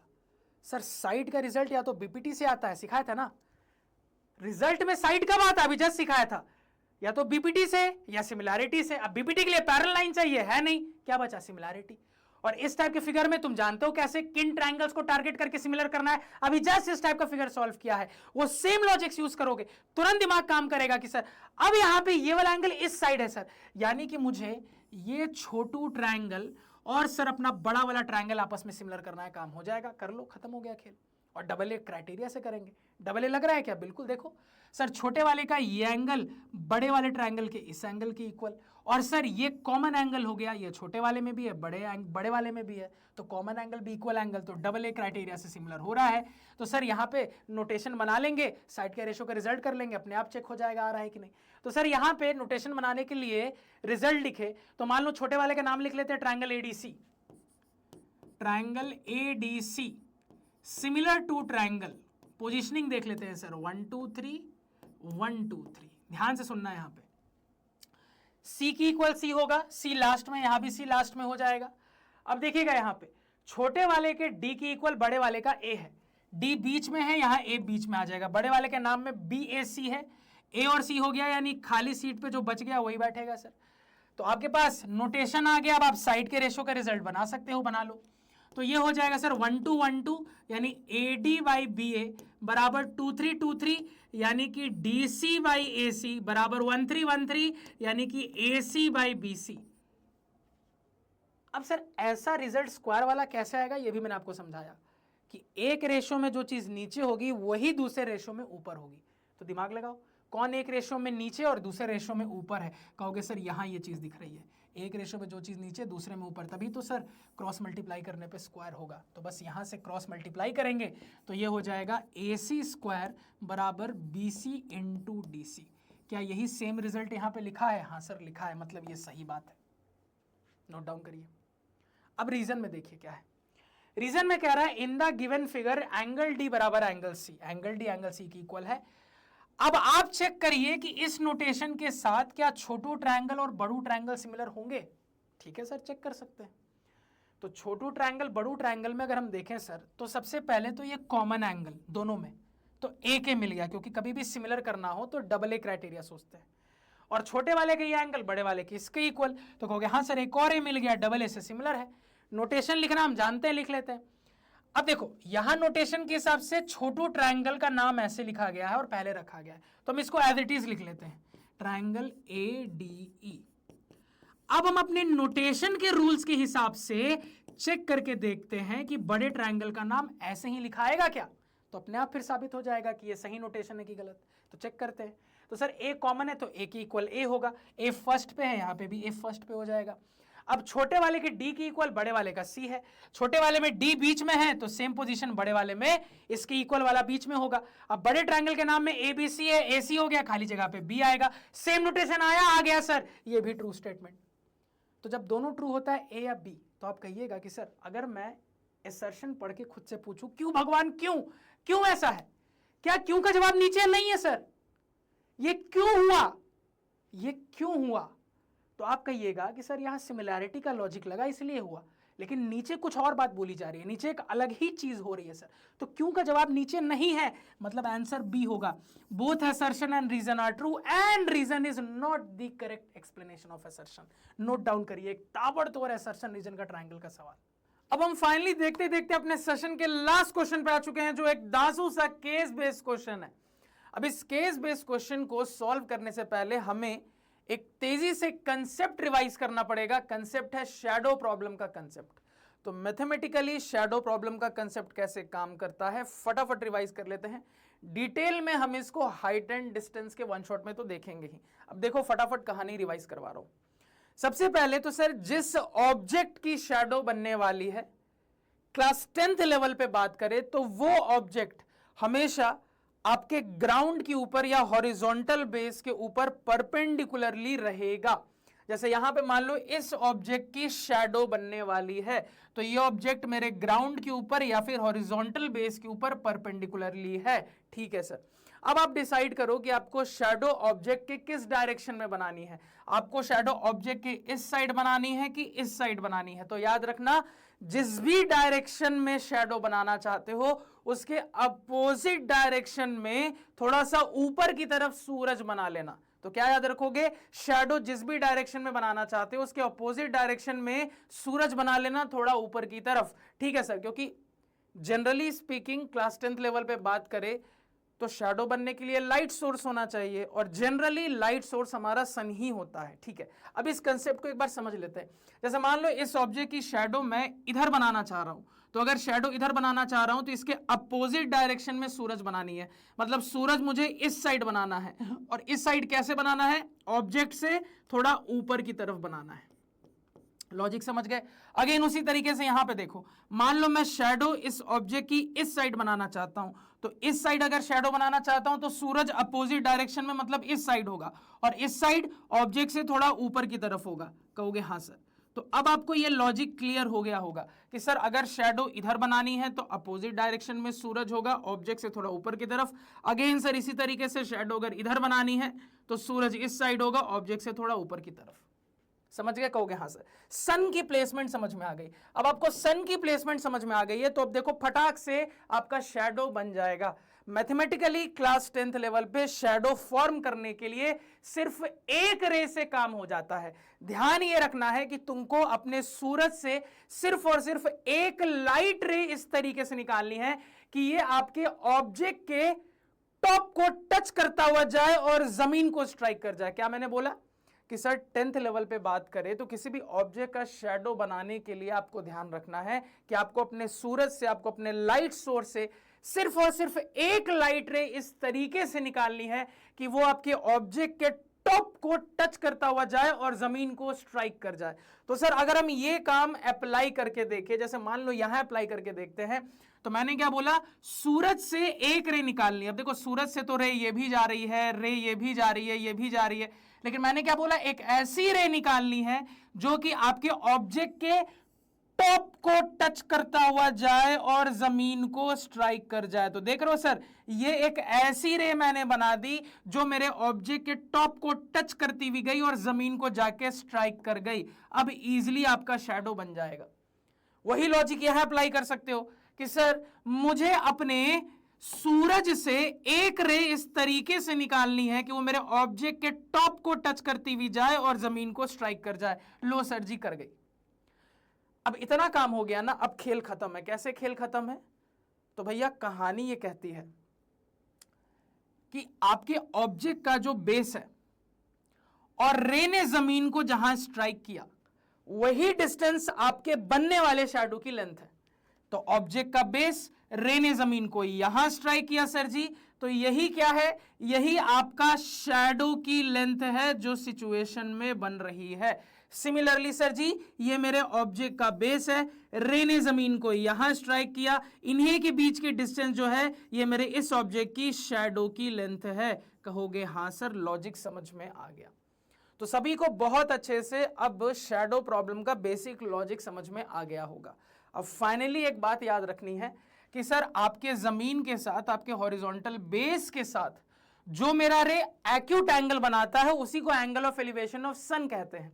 तो सर मेरा रे ये रहा, हॉरिजॉन्टल बेस ये रहा, तो आप कहोगे दोनों के बीच में एंगल ये भी बन रहा है, एंगल ये भी बन रहा है, लेकिन एक्यूट वाला कौन है? ये है सर एक्यूट वाला एंगल। तो यही एंगल कहला जाता है angle of elevation of sun. Similarly ये लॉजिक यहां पे लगाओ कि सर ये मेरा हॉरिजॉन्टल बेस है जिसके ऊपर शैडो बन रही है, ये मेरा रे है, दोनों के बीच में एंगल ये भी बन रहा है, एंगल ये भी बन रहा है, एक्यूट एंगल ये वाला है सर, यही हो जाता है एंगल मेरा एंगल ऑफ एलिवेशन ऑफ सन। कहोगे हाँ सर, बस इतना ध्यान रखना है। और फाइनली एक लास्ट बात यहां पे ये है कि याद रखना कि सेम पॉइंट ऑफ टाइम पे, जैसे एग्जांपल के लिए मैं मान लेता हूं कि अभी दोपहर के 1 बजे हैं, ठीक है सर, तो दोपहर के 1 बजे चाहे किसी भी दुनिया के ऑब्जेक्ट की शैडो बन रही हो, दोपहर के 1 बजे एक टावर की शैडो बने, एक लाइट हाउस की शैडो बने, दोपहर के 1 बजे तुम्हारी शैडो बन जाए, दोपहर के 1 बजे एक पेड़ की शैडो बन जाए, तो पूरे दिन में एक पर्टिकुलर पॉइंट ऑफ टाइम पे कितने भी ऑब्जेक्ट्स हो, सबकी शैडो की सिचुएशन में angle of elevation of sun same होता है। तो याद रखना, सेम टाइम पे कितने भी ऑब्जेक्ट्स हो, सेम पॉइंट ऑफ टाइम पे सभी के लिए angle of elevation of sun same होता है। यानी जैसे मान लो मैं कह रहा हूं दोपहर के 1 बज रहे हैं, तो दोपहर के 1 बजे इस वाले ऑब्जेक्ट के लिए मान लो एंगल ऑफ एलिवेशन ऑफ सन को मैं थीटा मान रहा हूं, और मैं कह रहा हूं भैया दोपहर के 1 बजे ही ये मेरा एक और ऑब्जेक्ट है, तो इसके लिए भी angle of elevation of sun theta ही हो जाएगा, क्योंकि सर ने बोला सेम टाइम पे डिफरेंट ऑब्जेक्ट्स के लिए angle of elevation of sun same होता है। अब ये बात समझ में आ गई। अब आप इस केस बेस्ड को आसानी से धुएं में उड़ा दोगे सर जी। कैसे? अब देखो सवाल पढ़ो। सवाल कह रहा है भैया, सम कंक्रीट वाटर टावर, ऐसे वाटर टावर तुमने देखे होंगे भैया, have been built to supply water to localities nearby. They are usually mounted with a cylindrical tank. A water tower for a locality is 40 metre high. तो sir आपने ऐसे water tower देखे होंगे बहुत ही अच्छे से अपने घर के बाहर सोसाइटीज में। तो वाटर टावर में कैसा कंस्ट्रक्शन होता है सर, एक ऊपर सिलिंड्रिकल पार्ट होता है जिसमें पानी भरा होता है, और ये जो पूरा सिलिंड्रिकल पार्ट है ये पिलर्स की सहायता से खड़ा होता है। कहोगे हाँ सर। तो सवाल ने बोल दिया कि किसी लोकेलिटी में इसी तरीके का एक सिलिंड्रिकल टैंक है और इसकी टोटल हाइट आपको दे दी 40 मीटर। तो सर ये जो सिलिंड्रिकल टैंक है ये 40 मीटर ऊंचा है, ये सवाल देने वाले भैया ने बता दिया। बहुत बढ़िया। आगे सवाल कह रहा है the water tower cast a shadow of 25 metre, यानी कि सवाल ने बोला कि भैया ये जो 40 मीटर का वाटर टावर है इसकी जब शैडो बनी तो ये शैडो 25 मीटर की बनी। अब आगे कह रहा है एट द सेम टाइम, मतलब एग्जैक्टली उसी टाइम पे एक पेड़ भी शैडो बना रहा है, और वो जो पेड़ शैडो बना रहा है वो 5 मीटर का बना रहा है। तो बताओ पेड़ की हाइट क्या होगी। सवाल सभी को क्लियर है? कहोगे हाँ सर बिल्कुल क्रिस्टल क्लियर है। अब क्या दिमाग लगाएंगे, तो जो हमने अभी सीखा है शैडो प्रॉब्लम के लिए ड्राइंग कैसे बनानी है वो बना लेंगे, और उसके बाद उसके पीछे की मैथमेटिक्स लगा लेनी है। क्योंकि आपको ऑब्जर्व हो रहा होगा कि सर शैडो प्रॉब्लम में हमारे पास राइट एंगल ट्रायंगल क्रिएट हो जाता है। देख रहे हो ना, शैडो प्रॉब्लम में हमारे पास मैथमेटिक्स लगाने के लिए राइट एंगल ट्रायंगल क्रिएट हो जाता है, जिसमें हम बहुत ईजी मैथमेटिक्स लगा के बना सकते हैं। क्लियर? कहोगे हाँ सर बहुत अच्छे से, क्रिस्टल क्लियर। और देखो इसको याद रखना भी बहुत आसान है। इस पूरे लॉजिक को तुम इस आइडिया से याद रख सकते हो कि भैया राइट एंगल ट्रायंगल में ये तुम हो, ठीक है, बहुत ध्यान से सुनना, ये तुम हो, और भैया तुम्हारी गर्लफ्रेंड है जो कि तुम्हारे सपोर्ट पे है। ये तुम हो, तुम्हारी गर्लफ्रेंड है जो कि तुम्हारे सपोर्ट पे है। अब तुमने किस टाइप का सपोर्ट दिया है, तो भैया तुम गर्लफ्रेंड पे पैसे खर्च करते हो, उसको फाइनेंशियल सपोर्ट दे के रखा है। तो फाइनेंशियल सपोर्ट है इसलिए गर्लफ्रेंड तुम्हारे साथ है, तुम पे डिपेंडेंट है। जहां ये फाइनेंशियल सपोर्ट तुमने हटाया भैया दिक्कत हो जाएगी, ब्रेकअप हो जाएगा। तो बस इस लॉजिक से शैडो प्रॉब्लम के राइट एंगल ट्रायंगल को तुम ध्यान में रख सकते हो कि सर ये मेरे ऑब्जेक्ट की लेंथ हो जाएगी, हाइट हो जाएगी, ये हमारे शैडो की लेंथ हो जाती है, और ये एंगल ऑफ एलिवेशन ऑफ सन कहला जाता है। कहोगे हाँ सर। तो इस एग्जाम्पल से याद रख सकते हो। चलो सवाल पे वापिस आते हैं। तो सवाल जो कह रहा है कर लेते हैं। तो डिसाइड कर लो शैडो किधर बनाना है। मान लो तुमने रैंडमली डिसाइड कर लिया कि सर मैं अपने वाटर टावर का शैडो भी इस साइड बनाना चाह रहा हूं, पेड़ का भी शैडो इसी साइड बनाना चाह रहा हूं। तो एक हॉरिजॉन्टल बेस पे हमने अपने दोनों चीजें बना ली, ठीक है सर जी। और अब जैसा हमने शैडो के लिए डिसाइड किया है उस हिसाब से सूरज को किधर बना लेंगे। तो दोनों के लिए शैडो राइट साइड बनानी है तो सूरज लेफ्ट साइड बनाएंगे। तो इससे लेफ्ट थोड़ा ऊपर की तरफ ये हमने सूरज बना लिया। अगेन सर इससे लेफ्ट थोड़ा ऊपर की तरफ हमने इस तरीके से सूरज बना लिया। क्लियर? कहोगे हाँ सर क्लियर। अब आगे क्या बताया था सर, एक रे निकालनी है, सिर्फ एक रे जो कि मेरे ऑब्जेक्ट के टॉप को टच करती हुई जाए, जमीन को स्ट्राइक कर जाए। तो सर ये काम हमने यहां पे किया, मेरे ऑब्जेक्ट के टॉप को टच करती हुई गई और जमीन को स्ट्राइक कर गई, ठीक है सर। सिमिलरली ये काम हमने यहां पे किया कि मेरे ऑब्जेक्ट के टॉप को टच करती हुई गई, जमीन को स्ट्राइक कर गई। कहोगे हाँ सर। और इस सिचुएशन में हॉरिजॉन्टल के साथ रे जो एक्यूट एंगल बनाता है वही angle of elevation of sun है। तो आप कह दीजिएगा सर वाटर टावर वाले केस में ये angle of elevation of sun, पेड़ के केस में ये angle of elevation of sun. Clear? कहोगे हाँ सर क्लियर। अब सवाल ने क्या बोला, एट द सेम टाइम, यानी कि सर ये दोनों ही शैडो दिन के सेम समय हो रही है। तो अभी मैंने सिखाया था दिन के सेम समय, दिन के सेम टाइम कितने भी ऑब्जेक्ट्स की शैडो बने सर, हर सिचुएशन में angle of elevation of sun same रखना है। अब ये एंगल आपको दिया तो है नहीं, तो कुछ मान लेते हैं, मान लेते हैं अपने एंगल को थीटा। तो दिन के सेम टाइम बन रहा है सर जी, तो अगर इसको थीटा मानेंगे तो इसको भी थीटा मानेंगे, कोई दिक्कत नहीं। अब जो डेटा दिया है उस डेटा को पुट कर लो। तो सबसे पहले वाटर टावर की बात कर लेते हैं। वाटर टावर की हाइट गिवन है 40 मीटर, बहुत बढ़िया, बहुत शानदार। वाटर टावर की शैडो बन रही है 25 मीटर की, और मैंने सिखाया था सर कि आपके ऑब्जेक्ट का जो बेस है और रे जहां जमीन को स्ट्राइक कर रहा है उनके बीच की डिस्टेंस ही शैडो की लेंथ है। तो वाटर टावर के लिए शैडो की लेंथ 25 मीटर, मतलब ये वाली लेंथ 25 मीटर की हो गई। कहोगे हाँ सर। अब यही लॉजिक पेड़ पे लगाओ। सर पेड़ की हाइट आपको निकालनी है, तो नहीं पता है ना, तो पेड़ के हाइट को x मान लेते हैं। पेड़ के लिए शैडो की लेंथ बता दी 5 मीटर। तो सर पेड़ का ये बेस है, पेड़ के केस में रे जमीन को यहां स्ट्राइक कर रहा है, इनके बीच की डिस्टेंस शैडो की लेंथ पेड़ की जो कि गिवन है 5 मीटर। लिख लिया सर जी, कोई दिक्कत नहीं। अब कैसे x निकालेंगे, तुरंत खोपड़ी काम कर जानी चाहिए कि सर मजा आ गया, ट्रायंगल के सवाल में थोड़ा सा ट्रिग्नोमेट्री यूज हो रहा है यहां पे। तो आप तुरंत कहिएगा कि सर यहां पे ट्रिग्नोमेट्री यूज हो रहा है। मैं बहुत ही आसानी से, चूंकि दोनों जगह मेरा ये एंगल सेम है, मैं टी रेशियो यूज कर सकता हूं, कौन सा टी रेशियो यूज करना चाहिए सर? 6 टाइप के टी रेशियो होते हैं, साइन कॉस टैन कॉट, क्या यूज करूं सर?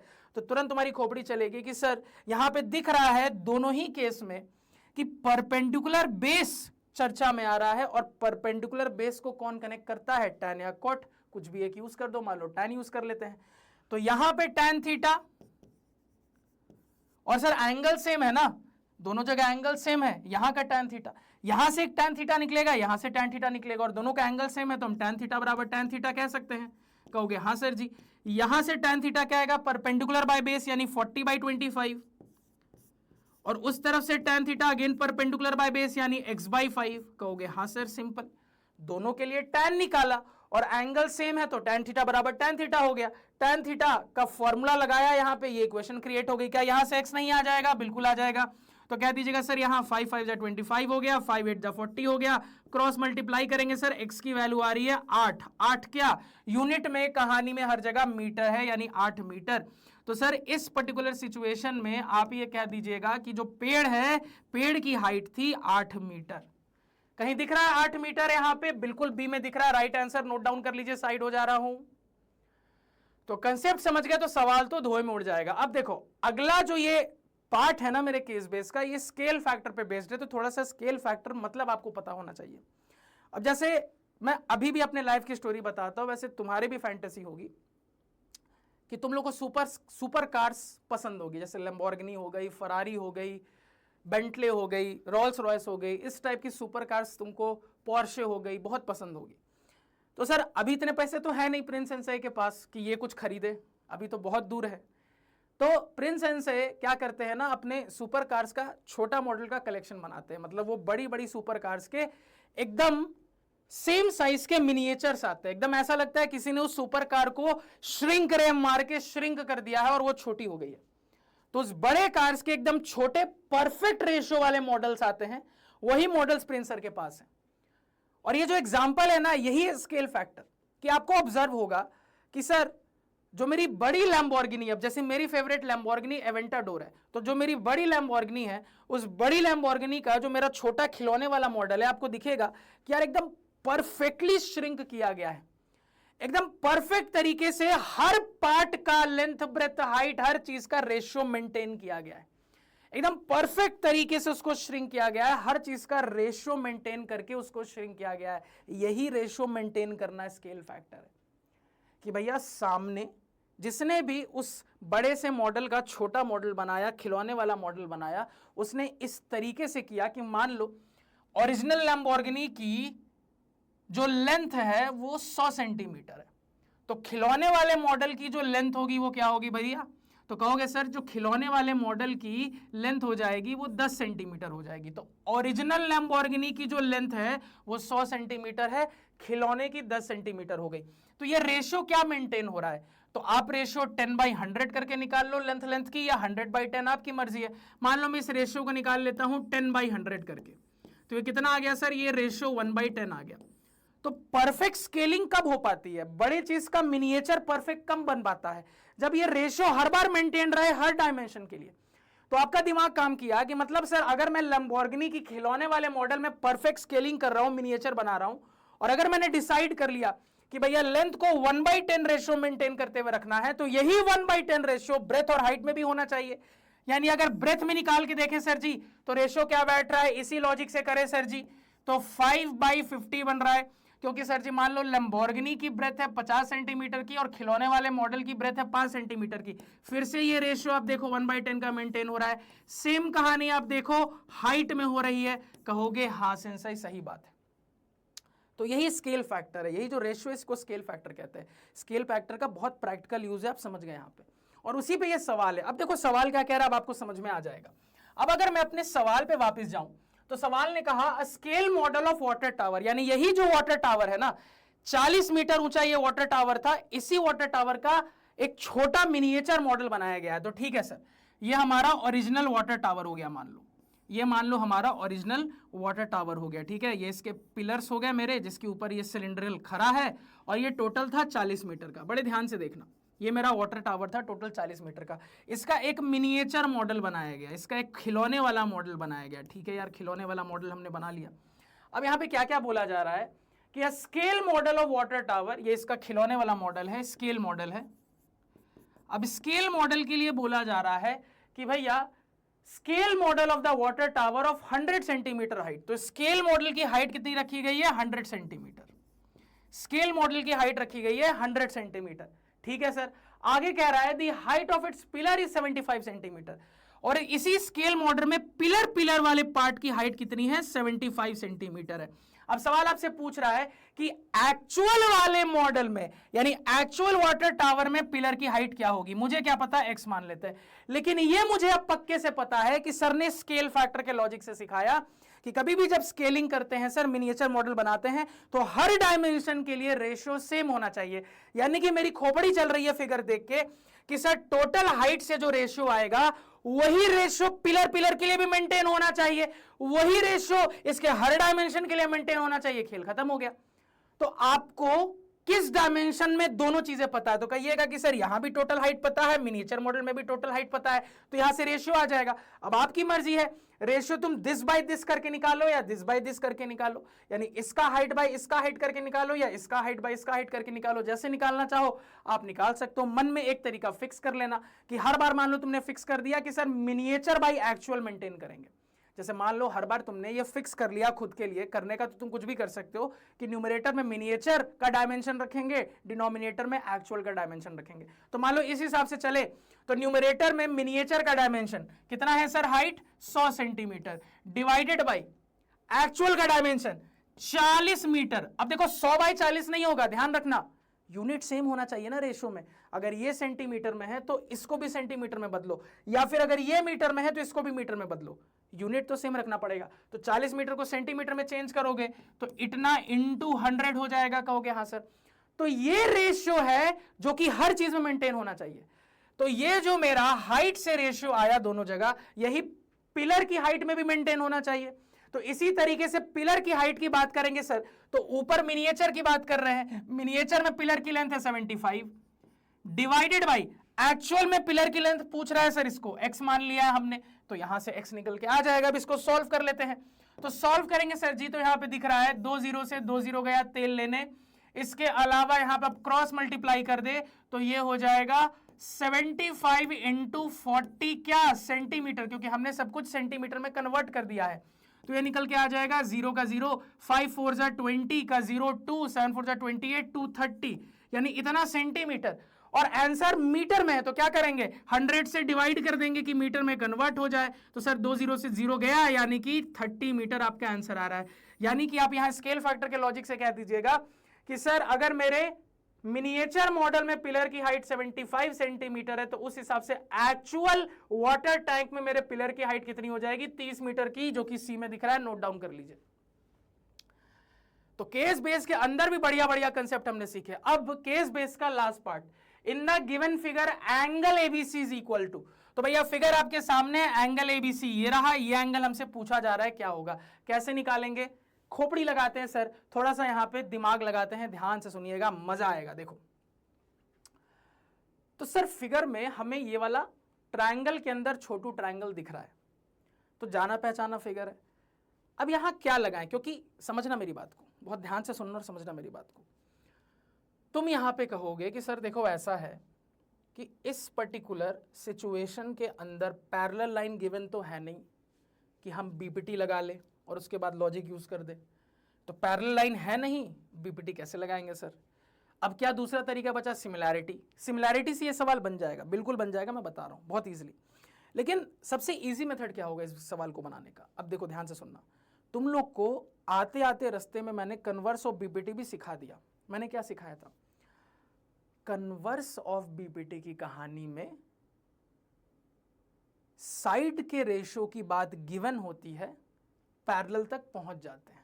कन्वर्स ऑफ बीपीटी यही तो कहता है कि भैया अगर एक ट्रायंगल में एक लाइन मेरे दो साइड का इस तरीके से डिवीजन कर रहा है कि वो इक्वल रेशियो में डिवाइड कर रहा है, तो भैया वो तीसरे साइड के साथ पैरेलल होगा। ये तो कहता है कन्वर्स ऑफ बीपीटी। यानी गिवन डेटा में अगर साइड के रेशियो की कहानी है तो आप कन्वर्स ऑफ बीपीटी की मदद से पैरेलल तक पहुंच सकते हो। कहोगे हाँ सर। अब यहां पे आपको बहुत ही क्लियरली दिख रहा है कि सर पार्ट्स दे दिया है तो रेशियो चेक कर सकते हो। इस तरफ मान लो छोटे मियाँ बाई छोटे मियाँ करके रेशो निकाल लेते हैं। रेशो तो तुम 6 तरीके से निकाल सकते हो, सिखाया है, बीपीटी हो या कन्वर्स ऑफ बीपीटी, कोई एक तरीका। तो सबसे बेसिक वाला यूज कर दिया, नहीं कुछ समझ में आ रहा था तो छोटे मियाँ बाई छोटे मियाँ कितना हो जाएगा 10/15। कितना रेशियो आ रहा है भैया 10/15, तो 5 2 10, 5 3 15, यानी कि सर ये 2/3 निकल के आ रहा है।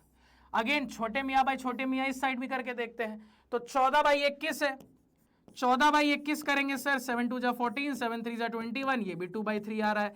तो आपको क्या दिख रहा है सर, सेम रेशियो में डिवाइड कर रहा है, यानी इनडायरेक्टली गिवन डेटा में दे दिया कि भैया सेम रेशियो में है।